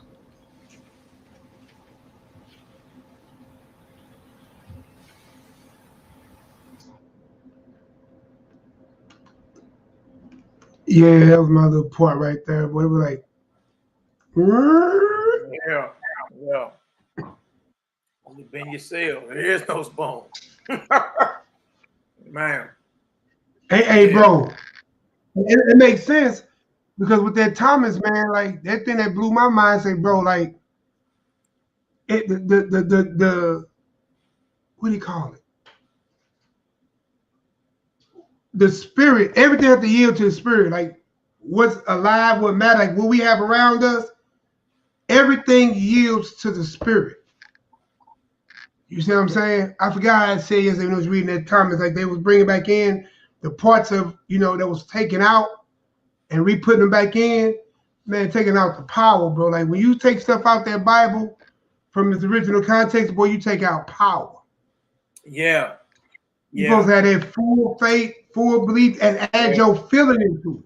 Yeah, he say be enveloped, be surrounded with your answer. Right? And unite your thought, your feeling, and your emotions. And when you do that, you understand, and you live as if it's already answered, you understand? Your magnetic heart and your electric thoughts manifest that what it is that you desire. And the prayer is more with the feeling than with the words. You understand? Makes sense. I got the gospel of Thomas. It makes sense. Man, make all the sense. Make all the sense. And then here we is talking about the Matrix. And when you realize like what we got right here, this ain't even real, bro. All this stuff don't even matter. Yeah. It don't matter. Everything around you is vanity, bro. And if it's vanity, it's what? Nothing. You know what I'm saying? I remember back then you used to say, man, we're gonna teach our kids, man, to do the impossible early on. Yeah. Ain't that how powerful that is? Yeah. I better see you little jokers flying next time I see y'all. I'm telling you. Put your mind on the walls next time I see y'all. You know what I mean? Ain't no can't. You can't say can't be in your vocabulary around here, man. Exactly. Like that walk on water, you know, that was serious. When you keep your mind focused on the Messiah, he had that emotional attachment. He wanted to go to his master. You know what I'm saying? He had everything he wanted, the desire, the feeling, and the emotion. And he walked on that water. You hear me? But then when he started tripping off the storms and the raging and the rain, the distractions. Yeah. He started sinking. Yeah. See what I'm saying? Absolutely. That's power right there in that whole little bit of passage. Yeah. Absolutely. Absolutely, man. But yeah, man. And then when they put their full face to work, then they was able to go out into the world and teach. So they knew they could just call down a miracle because they believed. Anybody who had the power of God with them, they believed, bro. Abraham believed. Moses believed. Noah believed. You know what I'm saying? Jacob believed. You know what I'm saying? Christ believed beyond belief. Sat at the right hand of the Father. He knew he had all power. Man, hey, you dig? And look, once you settle in and understand it, hey, you do too. You do too. You just gotta believe it and put it on out there. You dig? And fight for your mind, your spirit, your soul. All right. You gotta choose not to let certain things rest up in you. Yeah, they gonna come invading, but you gotta bind them up and get them gone. Remember this: the Most High is not praised with the spirit of sadness. Joy. He gave you the spirit of joy. He gave you the spirit of power, love, sound mind. You understand? Yeah, Sophia Stewart is her name. That's bro. What I say, Charlotte Sophia? I think that's some heathen. You right, Sophia Stewart. Yep, I'm gonna I found that book. I seen a powerful interview. I seen a powerful interview of hers last year. You understand? And she breaking the whole thing down. She's the one that they straight stole her intellectual property. The Terminators and the Matrix is hers. An Israelite system. Dig? So, all praise and glory now to the Most High. NehemiYAH, let's get us a prayer, man. Let's get it done. Let's get it done. The name of that book in the beginning of the first Matrix, Darius, the young sniper, just put up there. Simulacra and Simulation. I believe that's an actual book, huh? Yeah, you put it on Amazon. Yeah. Yep, I'm about to order that deal.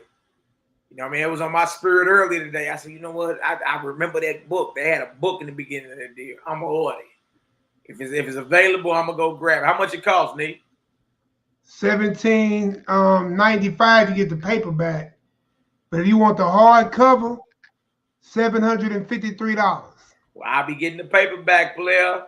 I'll be getting the paperback, player. Yeah, but I gotta watch the Animatrix too, like the Pete keeps saying. Because I never watched seen the Animatrix. I ain't never watched the Animatrix. Never watched it. I started watching cartoons a while back, man, so I never got into it. But I'm about to watch that. Absolutely. I never watched it. I don't watch cartoons. I don't watch cartoons. You know what I mean? Only the closest I get to cartoons is putting it on for my little jokers. Team Umizoomi and all that extra. You know what I mean? Hey, man, you got to check the Animatrix out. It's automatic. It's going to connect the dots, them little dots that you be missing. Yeah, I'm gonna check it out. I'm gonna check it out. But yeah, I put the Amazon book in there, so you can order it on Amazon, $17. Yep, some Malaki. Matter of fact, bing, bing, bing. Matter of fact, Neve, you can text it to me because I can't click on it. I click on it, it's just gonna show on the screen.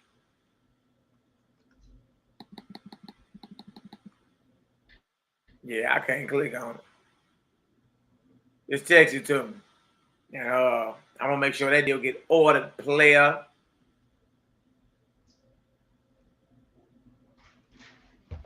And the Matrix. I mean, I don't know if that's on Netflix or not, but get on Amazon.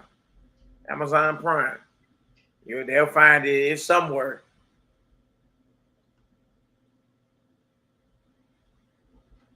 Yeah, no doubt. All right, Nick, what we got? I'm looking at Psalms 121. Ah, yeah. The Psalm of Degrees. All right, go ahead, Doc. All right, I sent it to your email. Come back here. All right. Psalms 121 with the Most High's permission. I will lift up my eyes into the hills, from which cometh my help. My help cometh from the Most High, which made heaven and earth. He will not suffer thy foot to be moved. He that keepeth thee will not slumber. Behold, he that keepeth Israel shall neither slumber nor sleep. Yahweh is thy keeper. Yahweh is thy shade upon thy right hand. The sun shall not smite thee by day, nor the moon by night. Yahweh shall preserve thee from all evil, and he shall preserve thy soul. Verse 8. Yahweh shall preserve thy going out and thy coming in from this time forth and even forevermore. Hallelujah. Selah. Yahoo. Yeah. In the conversation, real thing this. Real thing this. That's right. Most High preservers. All right, y'all. So peace, love, light, healing, and balance. Y'all willing, we right back up 1 p.m. Central Standard Time, fellowshipping with the family. And we're going to continue this conversation about the folly and sin of the heathen gods. All right. Going into, the Nazarene teachings.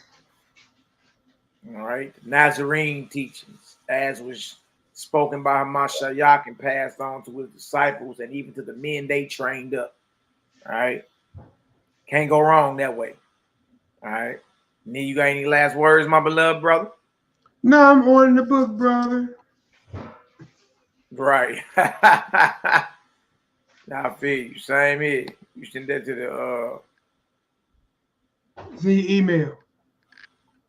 Which I got several emails about this. Whichever one you email me from to log into the class. I just hit reply. Ah, well, that's the honor and humility. Yeah. Anything else important? Yeah, man. I just pray that the Most High cover and keep all of us. You know what I'm saying? If it be His will, grant us a grand rising. You know what I'm saying? Another day to get it right. I know a lot of our brothers is observing tabernacles at this time.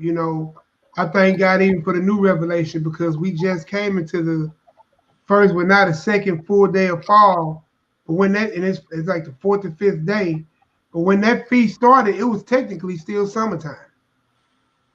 And the feast is not a summertime feast.